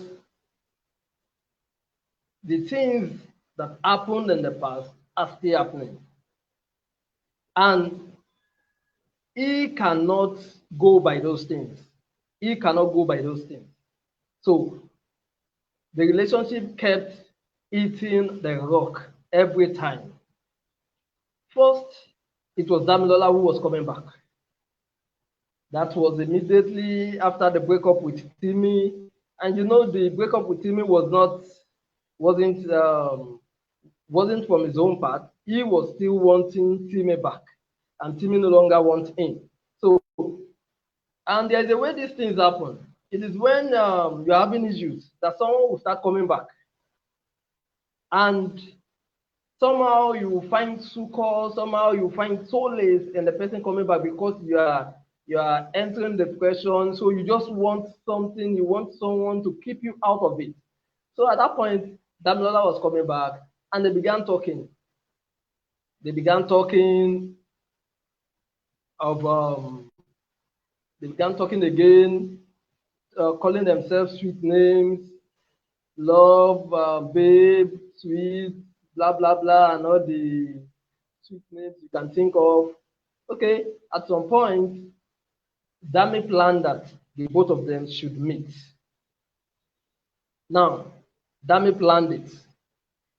Gideon was not involved in the plan. She was already on her way and sent a message that I'll be at so place. Would you like to join me? And you know now, you who has been expecting someone, blah blah blah, he agreed, okay. So he went there and he was there for like 3 days. They were there with other friends. Along the line, Gideon got to know that she planned the meeting with other people and he was not carried along. Now, this is one of the things that affected their prospective love in 2015. You are not talking to the person in question, but you're always talking to your friends, you are talking to people who give you advice. You understand? So, but you're not talking to this person. At the end, after like 3 days, they didn't even talk about what happened. Why didn't we get along in 2015? Are we going to get along now? This is 2020. They didn't talk. And it ended on a deadlock again. That's why I said God should grant us the serenity to accept things we cannot change. Once you know this is this kind of person, if you can accept that, then you accept it. You are going to compromise on that. If you cannot, then you know. And you stand on a point that, no, I cannot cope with this. Then we cannot get along. After the whole thing, he was already getting into depression. In the midst of onset depression, he booked sections with a therapist. The first therapist was trying to do ITK, kind of. So he changed the therapist and he got another therapist who provided some help. The second therapist provided some help. And in the middle of that section, Timmy, who had claimed she was done with the relationship, started messaging again. So you know that these things just have a way of troubling your mind. Like, you said you are done with this relationship. You said you don't feel anything. I remember in part 39 on Easter Day, Pagidi messaged her and said, just like Christ rose from the dead, your love for me, is it risen? And she said no, that the love is still in the grave. But now, this around September or October, he started messaging again. Even though at that moment, Pagidi has, I think he has blocked her according to maybe the first therapist who advised that he should limit communication with her so that these things will not affect him. It will not affect his own healing, that it should be more about himself and not the other party. So Timmy started coming back, started messaging. And I tell you, your mind is going to go. And I've said something before. I don't know if God intentionally did this to us. He created us like we should be confused, kind of. I don't know. Maybe that was not how He created us. Maybe after the fall of man, blah, blah, blah, we started getting confused. You don't know what you want. Or you know what you want, you can't stand on it. Yes, I feel like that. Like God intentionally did that so that Emma Barainja, like something like that. You are confused. You are confused, kind of. You don't know. Come. Or sometimes you are just on it. When you get on it, you just carry your phone and someone you've not messaged in a while, you start messaging the person, how are you, this and that. Especially when it's night, you are on it kind of, and in the morning, the person now think, when I'm going, baby, if you like the father, yeah, bitch, I'm not on it again. Last night, because serious. These are the things, but we hardly talk about these things. So this person will just start messaging you again and will disturb your mind. You get distraught. And lastly, to end part 42, Fagidi got a call from Auntie Bidu. Auntie Bidu is Damilola's aunt. Jebi didn't there inside book now. Yes. I was surprised that I needed to add that part in the book because I was just like, wow. So she was asking for an audience. So that was where we drew the curtain. So if you want to know what happened with Antivido, maybe you go and read part 43. But me, I read part of part 43. I did not see anything about Antivido. But get the book. You are going to get the whole gist. I tell you, it's a lovely read. It's a lovely read. It's a story kind of. If you love poem, you are going to enjoy it. Pagidi is good with words. I'm not saying this for the book. I'm saying this because I know him. I've known him for about 13 years now. I was president, he was Gensec for like 10 months. We stayed in the same room for those 10 months. And I believe when I become governor, I've booked you for SSG, secretary to the state government. So, Thank you very much, thank sir. you. Wow. Today is on fire. Pagidi, come Man. and start fire today. Wow, I don't even know what to say. It's just You know, I, it's the I don't final know. battle. So we need to shoot all the guns that we can shoot. All right. All right. But Okay. promise us you'll be Great. fine. Promise us you'll be Uh, fine.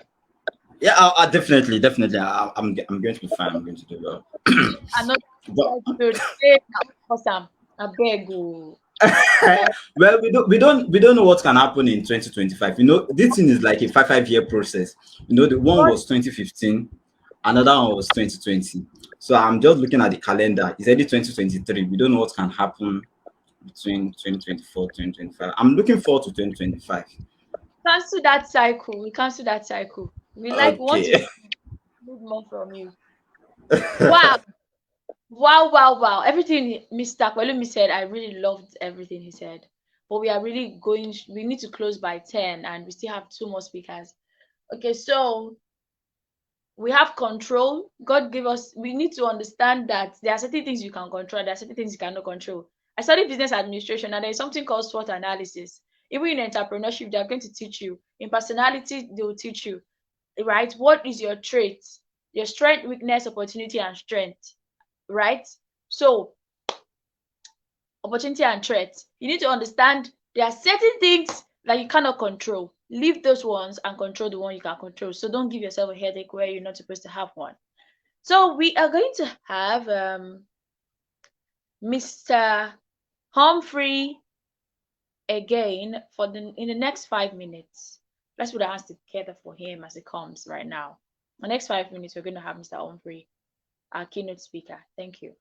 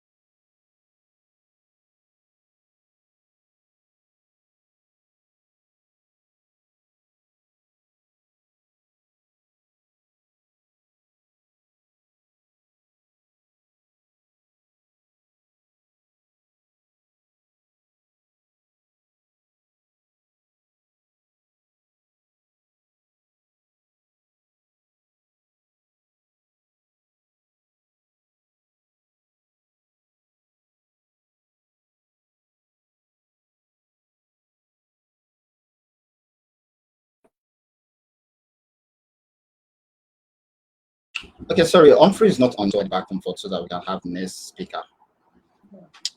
Yeah, Humphrey isn't online, so perhaps we can just have the next speaker. All right. We're gonna have a next speaker. Um, he's gonna be talking to us on chapter 44 and 45, the final curtain. How do you handle your depression? So, Tochukwu Precious Eze is a Nigerian creative writer, blogger, and mental health enthusiast. He is the author of poetry collections Tobe, Agu, and Mirror, and novella Adaeze. He writes on Facebook as the Mad Writer. Tochukwu graduated from the University of Nigeria, Nsukka, where he studied microbiology. He is the founder and director of Darwords and Mental Health Awareness Africa. Ladies and gentlemen, let's make welcome the Mad Writer in the next 10 minutes. Hi, I want to be sure that you can hear me. Can you hear me? Yes, I can hear you. Right. Good evening, Boss, Comfort. good evening. I'm Good evening. Khalidi. Good evening. It's nice Good to be here with you on this day. evening. So it has been an interesting conversation from the start. I had a lot. Okay, at first I had very little that I wanted to say. First, because I thought really hard about how to pull the curtains on this project, because or having been invested in the project from the start, like having read from the first book of the series down to this point, I just couldn't figure out how to end this conversation. And I can only imagine how it feels for you, Pagidi, launching the final book of the series today. There must be some nostalgic feeling to it. So, and then later towards the conversation, I now had a lot to say because because so at first I got the idea, or it seemed like Timmy somehow became the villain of the story. And I didn't see that coming, not from the times I read the other books, not even from the time I read book five, but from this conversation, it almost felt like Timmy was the villain. And I was waiting for my turn to come so I could say, hell no, Hakidi, you are the villain of this story. So but I think some people who came, or the other speakers who came much later, did justice to that. And I would not want to add to whatever you're carrying today, Pagidi. So, but let's say you escaped a bullet today. Now down to everything I wanted to say, and this also helps buttress my point because the Thank major thing that you. Sorry, thank you. For the men. Thank you very much. I, men supporting men. well let's not get too excited. I might still do something. They're not calling the mad writer for nothing. So, but anyway, all right. So the major thing I wanted to say, because at some point there was a lot said about why some people did what they did, about why some actions were taken, and like I just had to ask myself this question, and then wonder if it's not clear yet to us how we are in this cycle and we are not in total control of how we act, right? Because there's this saying, and I mentioned this at some point. It must have been maybe one of the other launches that we had, or the mental health program, that hurt people. It's a normal thing. It's something we hear every day. Hurt people. Now let's take for example what Pagidi had with Michi, and we can sit here and try to analyze why he did what he did, what he should have done and what he shouldn't have done, and we would not be wrong. All of that would be correct, but you also have to understand, and I think this is what this book does, right? It puts everything in perspective. It shows you just what's happening. So when you look at where Pagidi was at the time, right, you just realize that most of what he did, he was not in complete control. We all saw how he went for service, how the early months of his NYSC was, right? When he had issues with money, he had issues with the place he had accommodation with people, right? So all these things happen at once, and you at some point you just are not in control of how you act and what you do. You know what you should do, right? Except you don't get to do it just that way, and that's more or less why the saying goes, hurt people. So you don't wake up and hurt people because you feel like, because you enjoy it. It's most times because you're going through something yourself, right? And then this can also go for some people who apart from Pagidi himself, because now Pagidi is telling the story, right? But if you ask any of those other people who were featured in the story to tell their own sides of the story, you might just realize that they too were going through something just as grave as what Pagidi had or was going through at the time, and that might explain some of what happened. So I do this funny mental exercise, right? When I'm going to work, like I'm walking to work or maybe back from work, and I'm on the streets, I see people, just people doing their normal day-to-day thing, the normal thing they do every day, right? People all over the place, running about, trying to get through the day. And then I just ask myself, is this where you want to be seen? You want to be seen in this country? Look at that guy. Look at what's happening. You can't be seen in this country. And it's a funny thing for me. Right? It's one of the ways I don't know, clear my mind, right? But in the end, you just have to realize that we are in a system that's designed to, I don't want to say bring out the worst in you, so I'll just say to challenge you, to push you to your limits. That's the system we are in. Let's not paint words, right? You know how you encounter people. We are in a country where mental health and issues of mental health are being grossly underplayed, under-recognized. We don't pay attention to issues of mental health, right? If you get into the statistics, you would see that it's really scary. We're in a country where suicide, as we're discussing suicide today, I think I'm so based on what I know so far, I'm not sure if that has changed. If it has, then it must be something pretty recent. But I think it's still in play. But I think suicide in Nigeria today is still criminalized, right? It's a criminal offense to attempt to take your life. So and that's the kind of country we are in today. And we want to talk about all the right things that we should do, but also we should talk about taking care of our mental health, because you can think about the right thing to do, but when placed in certain situations where you're not in control, you see yourself acting in the opposite direction. So parts the parts that are meant to talk about, how do you handle your depression, and I think the final cuttings. So first, how do you handle your depression? And this is where I want to specify. I've already said something about hurt people, right? But I haven't heard this one said before. But I also want to coin it this way because I think this is how it sticks with us. I want to say that healed people heal people. I'm sure it's not the best words, right? I mean, most of us are writers here. I'm sure we could coin it to sound better, but I want it to stick.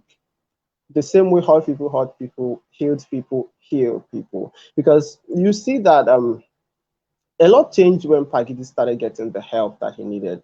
And I say this realizing that, was it book 1 or book 2 that's titled When Suicide is the Healing You Need? I think we all realized that suicide wasn't the healing he needed, right? He needed some other kind of healing. A lot of healings, There's a joke inside there, but I'm not going to say it. So, but when he started getting the help, the professional help that he needed, he started reaching back to people and started thinking about how, or the possibility that they too may have been going through things at the time. So it was not a personal healing thing. He tried to extend that. And we also see that from the book, right?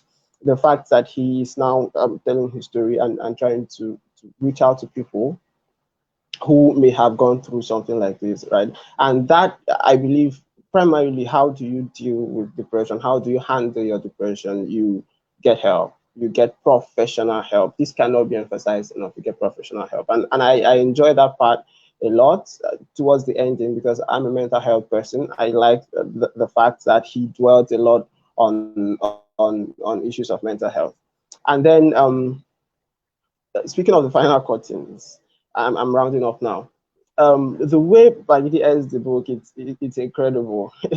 I'm not going to lie, it's incredible. And he told me it was going to be that way because we had the conversation around that earlier. But still, when I read it, I felt that I still feel that it's genius how he did it, from the artistic point of view, anyway. So and it kind of reminds me of my novella Adeze, which was mentioned.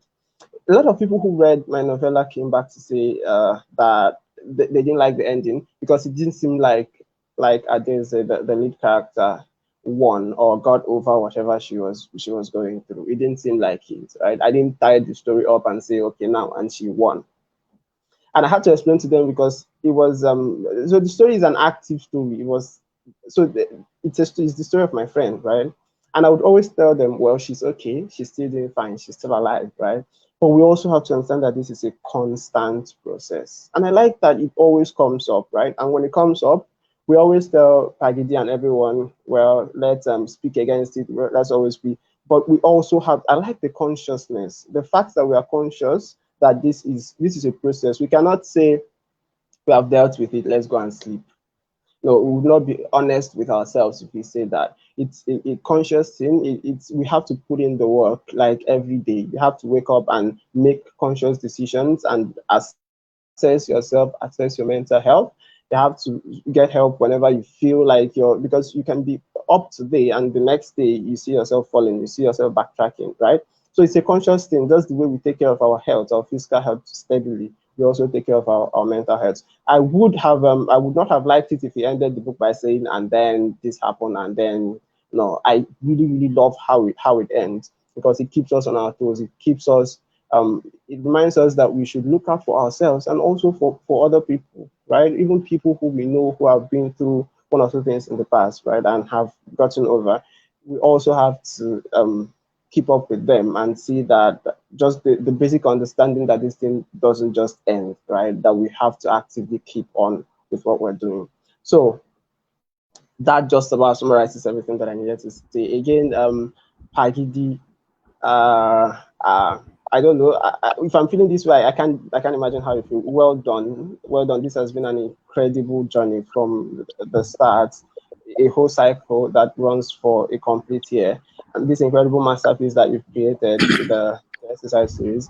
I want to take this very opportunity because I'm not sure how or when we can have this again. So thank you for sending that message and getting me on board on this project. This has been yeah, I've enjoyed every bit of it. And then I'm not sure what's next. I would love to ask you, so what's next? We finished the exercise, right? So like you have to tell us what's next. What's the next interesting thing that we have to do? How do we catch you? Because I mean we don't know where else to go and catch you when you do something. So but that's by the way, thanks for this opportunity. thank you, Comfort. You're You've been doing an welcome. amazing job so far. Yeah. Yeah. You're very much welcome. That Wait, was but that was to yeah, sorry, Comfort. I want to answer his question first. Then next after this. Yeah. he's getting It's so married. cool.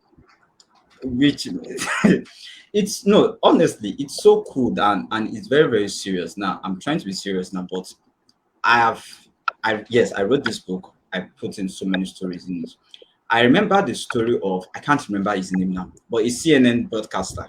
He must have been popular at the time because it was after he was dead that I got to know.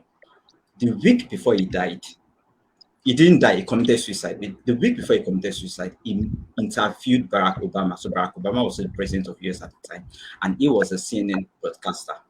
He interviewed Barack Obama on a documentary, and the following week he committed suicide. These are still the issues we have with suicide to the extent that we still don't know what someone can do at the very next minute. Pagida has written a book now, 5 books for that matter.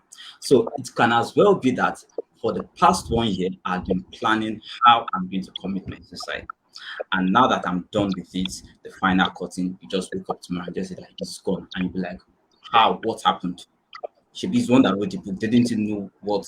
So that's just how serious this thing is. So in the very least, what we can still always do is hope that people speak out in the very little way they can. Speaking out doesn't necessarily mean speaking out because I in the book I also bash the idea of me telling people to speak out and you end up speaking out but still doesn't make sense. So do what you can do to the extent that even if you want to commit suicide, at least leave a legacy. Don't just die like that. Me now, if I want to kill myself now, I've left a legacy, 5 books that people can read. That's how comfort is speaking at me. I've left a legacy, beautiful legacy. I mean, I continuously say that if I want to die now, I am free because I have done something. But if I die, I mean, I still, although this year I'm not going to write a book again. I want to rest. I want to sleep. In book one, I said something about forever sleep or something like that. So it could mean that, but I just enjoy the process of having to talk about mental health with people and having to have the continuous conversation, because it's a continuous conversation that never ends. We still don't know what someone can do the very next minute. But for someone like me, no, no, no. My shirt is here. Our advocate. Advocate Lawa. We are not going anywhere. We not go anywhere, man. We don't go. If I die, I want to read this book. I want to enjoy it. No, now, guy. So it is. Oh my God. I've really enjoyed, like, really, we really wrapping the final curtain. I've really enjoyed every part of today's launch. So for me, I would say this fifth launch is the most amazing, the most I don't know, the words fail me right now, but I enjoy everything, right? Yeah, the system is not right. It's not getting it right. Criminalizing suicide, something that deserves rapt attention. In Nigeria, this country is in the hands of the Lord. A lot of things that they're supposed to, we are majoring in the minor and minoring in the major. That is what I've seen from Nigeria. So already past time, but we are going to have Mr. Humphrey for just 3 minutes, please. Please, for just 3 minutes. So, Mr. Humphrey. Yes. Thank you so much. Thank you so much. I mean, the discussion was really wonderful. I have very few things that I've gathered up, especially from the mad writer. Mr. Tochuku Precious explored a very important aspect where we need to ensure that truly the foundation of what we do sets bar for us to step forward. That when he was asking Pagidi what is next in life, what is next in what you want to do, it should be our daily question. And three things which most importantly are my takeaway point from our discussion and our book launch today. One thing is we need to have self-care. Everyone, regardless of who you are, regardless of how bad the situation is, always prioritize self-care. If you are in position where you know that I cannot take care of myself, seek help from outside. Seek help from counselors. Seek help from people who you can talk with. We even have friends in our cycle who are good listeners. Sometimes it's not about the money. You say that I need a psychotherapist to go listen to me. I need a psychiatrist to prescribe me for me some medicine or something. You need someone who is just a listening ear. Then you start from there. They observe the magnitude of how you're going through, and then they assist you further to direct it to somebody else. That is one. The second thing, apart from self-care, communication is key to our community. We should break that generation curse that has been there from our parents, grandparents, where communication between the parents or between siblings, between family members, between the community or the society was kind of shattered. That I will rather be a nice guy in the room rather than provoking everyone and saying my piece when I have to. Like, if you are hurting me, if I'm in a position where you're doing something bad and I can't tolerate it, I would rather speak. Let us be that generation which we can voice out. When you feel like something is going out of the way, speak out. That is the last thing. Vulnerability. We should accept the fact that we are all vulnerable creatures as human beings. Let us use our vulnerable spots to get people around us who can shed us from the things which we face on a daily basis. Get friends, get people, get support of people who can cover you. When they know that you're weak, maybe you're having some addictive behaviors or some things, be that person who you will guard yourself with the people who can cover you up. Thank you so much, Comfort. Those were 3 minutes. I do not want to take more of your time. Wow. Thank you so much. Thank you so much. Okay, yeah, from what you said, I always say that the Bible says, love your neighbor as yourself. So, me first. It's not as easy as it sounds, There was a day I wrote something and I said, "You're a fraud." I started with "you're a fraud," and I know people who read that to be like, "Why is Comfort saying I'm a fraud?" But you can't give people what you've not given to yourself. Yeah, you can't give people what you've not given to yourself. How would you say, "Oh, have you eaten? How you doing?" And you're hungry. The worms are biting hard in your at your tummy, your intestines. It's to me, it's deceitful. Yeah, and it's because society has made us believe that you should be selfless. The between being selfless and the difference between being selfless and putting yourself in a tight corner, where in the end you don't even have the backbone and fortitude to fight for others that you really want to see alive. So for you to fight for someone, you need to be alive to have the strength to fight for them. And I really appreciate you. I also appreciate the mad writer for what he said, that the cycle goes on, hot and being hot, healed and being healed. Many times when you've gone through certain kinds of hurt, you can't understand the gravity at which it is. So that's why I don't excuse people who say it's because of what I went through. You know something hurt you. Why are you repeating the cycle? This thing, this thing destroyed you. I've seen parents that are toxic. When I teach communications, I like to talk about parenting and how parenting affects communications, right? So, you as a parent, you pass through toxic parenting. You know what you went through in the hands of your parents, and yet you are repeating the same thing. I don't understand. Is it demonic or something? Like, you're calabash. So I always like to say, why would you repeat the hurt that you have? Because it's time for us to have games and questions. So instead of us having games, I'm just trying to give my input. And secondly, we could talk about communications for 1 year and I'll never stop talking because my life has been a mess in the past because I couldn't communicate rightly. Culture, there's so many things I've not shared about my story because I know it's not yet the right time. Culture, being the first child, coming from a Yoruba family in Nigeria. In Nigeria, if you're from Yoruba and Igbo family, you need to be respectful. You look back at an Mm-hmm. adult.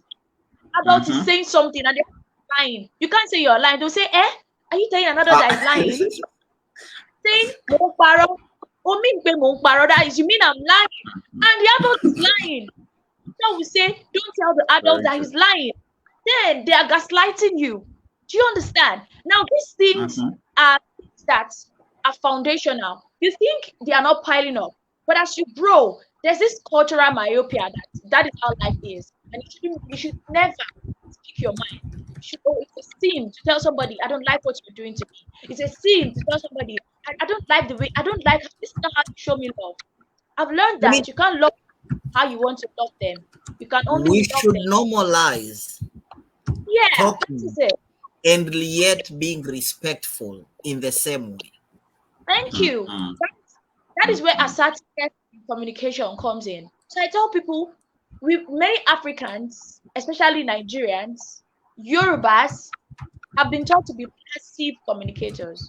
So we have three kinds of communicators. We have the passive, aggressive, and assertive. Now we have passive communicators. These are people that they've been speaking and nobody's listening to them. So at some point, they don't even know what to say. They just want to leave and one day just die and go because they feel like their voice cannot be heard. And then we have the aggressive.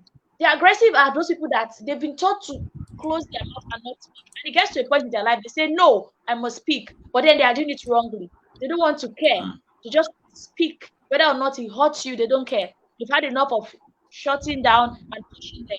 Then the assertive is the person that knows how to speak respectfully. And I think that if we can develop communication, if we can listen, communication is not just speaking, it's you speaking and digesting what someone is saying, listening to what they are saying. So if we can have communication effectively, we would have less of trouble in the world, not just suicide. Mm-hmm. Relationship will be healthy. You have an ex that you can still call on the phone and say, how far are you doing? Because you guys ended on a very good platform. It wasn't working, right? We both knew it was not working. So we ended without quarrels, without you saying, you should be the one first to say he's not doing again. You should be the one to say, when I finish ignoring her, she will tell me by herself that she's tired. So that is what I have to say. And then, most importantly, like what you said, we should have a support system. We can't do life alone. We need a backbone. We need a support system. So I would always say that many people now they don't have a support system. All they have is scams on Facebook and others. That is the bad side of internet. So as you're building followers online, make sure you're also building offline. Imagine there's nothing like technology, and only the people you've built relationship with offline are those you have. So that is all I have to say. Before I ask Fagini 2 questions. Okay, so are you ready for my question? I'm ready. I'm ready. I was born ready. It's not by shaking chest. Oh, when I Okay. shoot you one, you're just arrange. Okay, All the one that they be shooting me, uncle. I don't die. that Person won't talk and say they are Pagidi cannot die. they are shooting. You will not die, but you will not sleep this night. Okay, Okay, I'm ready. all right. I want to ask the first question. All right, what will you say to your younger self if when I mean young, I mean I'm coming to you for advice, and probably I'm working in the same cycle that happened to you. What would you say to a younger me, a younger self, yourself, or someone who is seeking, who is stuck like you, Esther? I'm giving you 3 minutes so that you don't tell us story again because I know you like to. Okay, experience is the best teacher.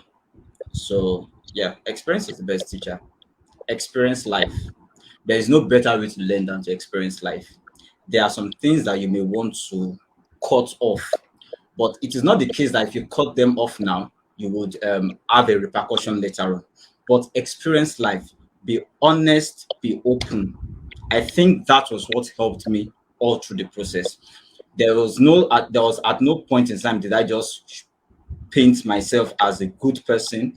Neither did I maybe paint someone else. But if I'm to tell someone something or I'm to tell my younger self something, experience life and be open-minded, be honest. If you are open-minded and honest, it helps you um, get healed after hurting, because it's not that they will not be hurting, but if you are open-minded, it will help you get healed after you hurt yourself. So that's what I would say. Amazing. Thank you. I know people always say experience is the best teacher, but I know that not everyone has the strength to experience certain kinds of things and come out of it. So for me, I'd Okay. always say that we should learn from observation, observing the lives of people, because really we can't experience everything that we really want to experience, but we can use other people's experiences to learn and avoid certain pitfalls. So the That's second right. question I yeah, second question I have for you is, we're talking about excuses. Actually, there's a chapter in your book that was given to excuses. Now, Mhm. how do we know when a lover is really giving genuine excuses? How do you know? Because I I have a friend who is in a relationship with someone, and um the guy doesn't communicate. He could stay for 3 4 days without speaking, talking to her. And my friend says she Okay. knows it's not. And I'm like, how are you in a relationship with somebody and you're not talking to them? She's the one that wants me up and all of that kind of thing. And then we were able to realize that he's how he was brought up. He's the first child from a Yoruba family. And his parents never allowed him have a say in his life. Even as an adult, they still choke him. Do you understand? So Yes. at this point, I'm saying, how do you know when it's time when your lover is actually giving genuine excuses? First thing I would say is that love is blind. Um, and because love is blind, you cannot see some things. So I when I was talking in back in April, because even when writing the book, I didn't have answers to some of the questions I was looking for, but I got some last month. And the lady said something that made me laugh, that for guys, that guys don't know when a lady doesn't love them, that they are supposed to know because it is glaring. I don't know how possible it is that guys don't know. So when you are in love with someone, and you invest all your time, emotions, you try to give excuses for what the person is doing, whether the person is hurting you directly or not. So it will not make you know. But where your mind is in two places, or you're not fully invested in it, then you can, when the person is giving excuse, you can even cut the person's bluff and move on with your own life. So I think that's how I would call it. It depends on how invested you are in the relationship. If you are fully invested in the relationship, you are not going to know, because you will be seeing it. And when you begin talking with someone else, maybe sharing it, the person may give one advice that may not be palatable with you. I mean, in my own, the therapist told me to block one of the ex because that was what I needed to heal. But I didn't want to do it. She knew that that's what I needed, but I didn't want to do it. And truly, it was until when I blocked her that I was able to get the healing I needed. So you may not necessarily know when um, someone is giving you excuses, but I just hope. So the best thing is when either you break the relationship or you continue suffering. And Pelumi says something. Pelumi, I will tell you. He says something that God give us the serenity to accept what we cannot change. So when it comes to the situation whereby you can no longer go on with this, that's what leads to the breakup. I think Missy did that so well. She saw that she could not continue um doing this with me, seeing that she was loving me and I am just doing my own thing, and she decided to excuse herself. So that's what I would say on how people can get over Yeah, I get what you're relationships. saying. I'm just saying that how do we know when somebody is making genuine excuses? Like the person is not lying. Maybe they are going through a phase or something. How do you know that this person is making genuine excuses? Do you understand what I'm saying? We have Yeah, always, okay, we've I'm always listening. oh, excuses can be this person is giving. You notice the person is giving excuses over and over again, and that's not how they used to be. So how can we tell if these excuses are genuine? It's not like the person wants to break up, but maybe something is going on. How do we know that these excuses how are genuine? Because how busy how busy can we be with our lives that we don't have time to talk to our friend? I mean, you and I, for example, I'm a very, very busy person. You're a very, very busy person. But I still send you messages sometimes. You still send me messages. We still discuss on some things. If you are giving me excuses, then definitely it is because, I mean, I don't know how to put it. There was also someone else. I'm trying to remember, but I don't remember fully. But we were to work. Okay, yeah, I think I told you the story. Yes, we were to work on this book on graphics, and he was giving me excuses. I was trying to. Sorry, I'm hearing myself. Okay, so I was trying to understand why he was doing what he was doing, like the excuses and all, but I could not cope with it because I needed him to do something and he wasn't doing it. But he was giving me excuses. So are these excuses genuine? It was for him to communicate that to me. Yes, that's where the communication comes in. And I was also told in this relationship thing that I didn't communicate well. So if excuses are genuine, whether they are genuine or not genuine, you communicate. I have a challenge with communicating because that's where I'll create excuses for what the person is doing. So you may know, you may not know. If you love the person so well, you would give excuses for the person's excuse. But where you are already seeing that you can't cope with this, then you are definitely going to break off from the thing when you know that you cannot deal with it.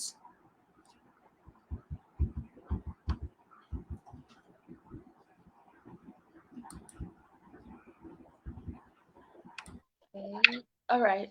Thank you very much. So, guys, I'll need you to do something for me. And Pagidi has written a very beautiful book. Honestly, I don't know how to tell. I don't know how to lie about how I feel. I always say that I won't tell you I love you when I don't love you. That's me. And I won't say something is white when it's black.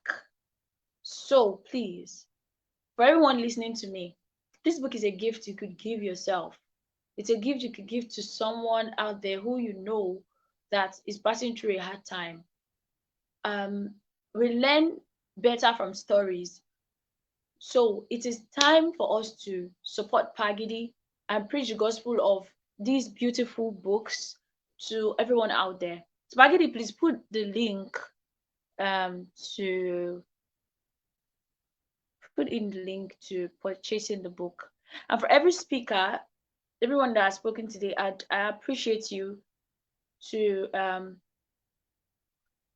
encourage Pagidi by talking about the book on your page and everywhere you can talk about it, and also supporting by sowing a seed. Because honestly, what Pagidi did, some persons I've tried to do it, and in 10 years they are not done writing just one book. So sincerely speaking, I appreciate Pagidi for this. So to get yours, the final curtain, Dearest Side Part 45, the final curtain. You can get yours on Seller, right? Okay, he's putting everything out there. Kama is a beach only for 1,000 naira. www.seller.co/Side 5. It's just 1,000 naira. You can get it. This book is worth much more than that. But Pagidi is a beautiful soul, and I know you want everybody to get it, but people don't really value things that are free. So, any parting words for us, Pagidi, before we say goodbye?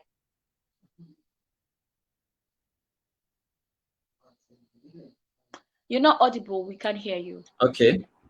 Yes, Yeah. I'm happy and I'm grateful to um, everyone that has been through this process. I mean, 1 year. What I'm most happy for is that I was able to write this and finish this. And I'm grateful to everyone that has participated. Right now, I may not be able to mention names, but I know I did a lot in my acknowledgement page in the book, and I appreciate all all speakers who spoke, all the people that I had to work with. I appreciate my family. I appreciate my mom for being supportive. I appreciate my dad for being my dad. I appreciate my brothers. I mean, I appreciate everyone that had a role to play in this story, because at the end of the day, it is their stories and that helped beautify the book itself.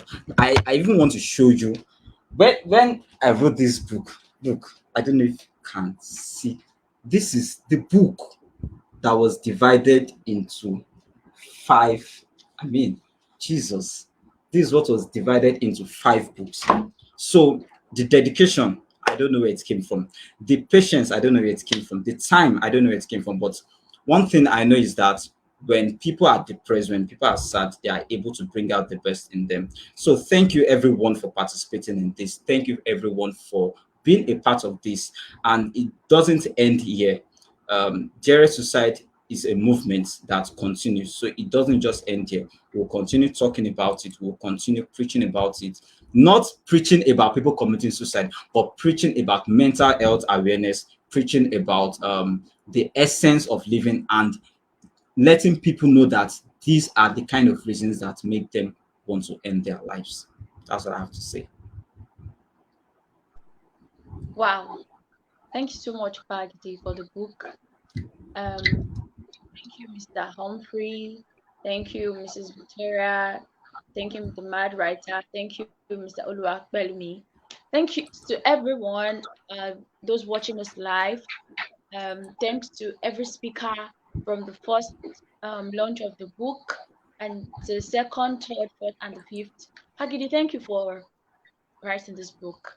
It's really yeah, you really did great, and we pray from our hearts that the rest side and the movement will go to the ends of the world, and God will announce it in Jesus' name. We want to say Amen. thank you to everyone who supported Pagidi morally, mentally, financially, with their time, with their resource. Thank you. So do have a wonderful night rest, everyone. Bye. I remain Comfort Modi. Bye, everyone. Thank you so much for the time, and we are very, very grateful. I'm going to leave us with the video. You can leave. All right.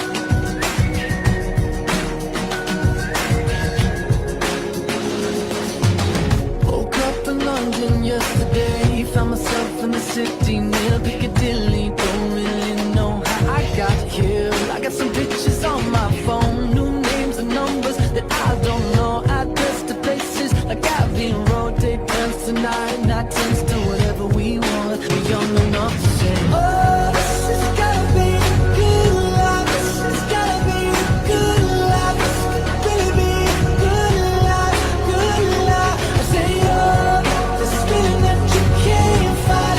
The city is on fire tonight. This could really be a good life, a good, good life.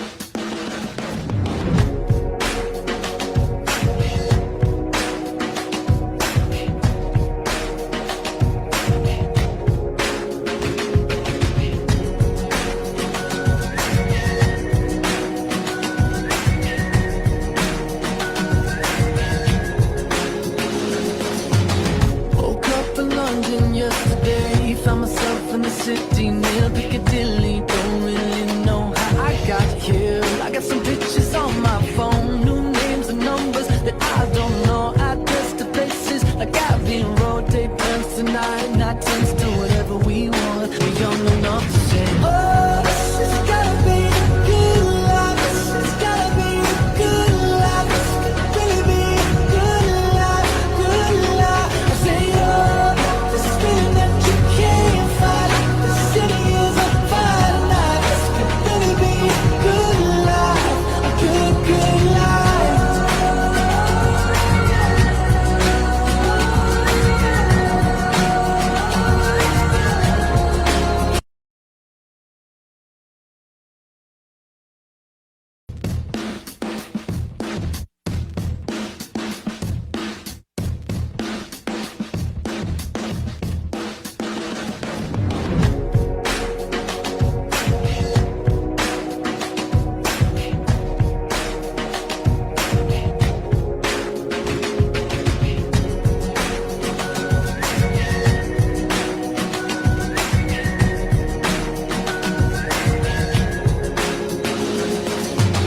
Woke up in London yesterday, found myself in the city near Piccadilly. Don't really know how I got here. I got some pictures on my phone, new names and numbers that I don't know. Address to places like Abbey Road, day dance tonight, night turns to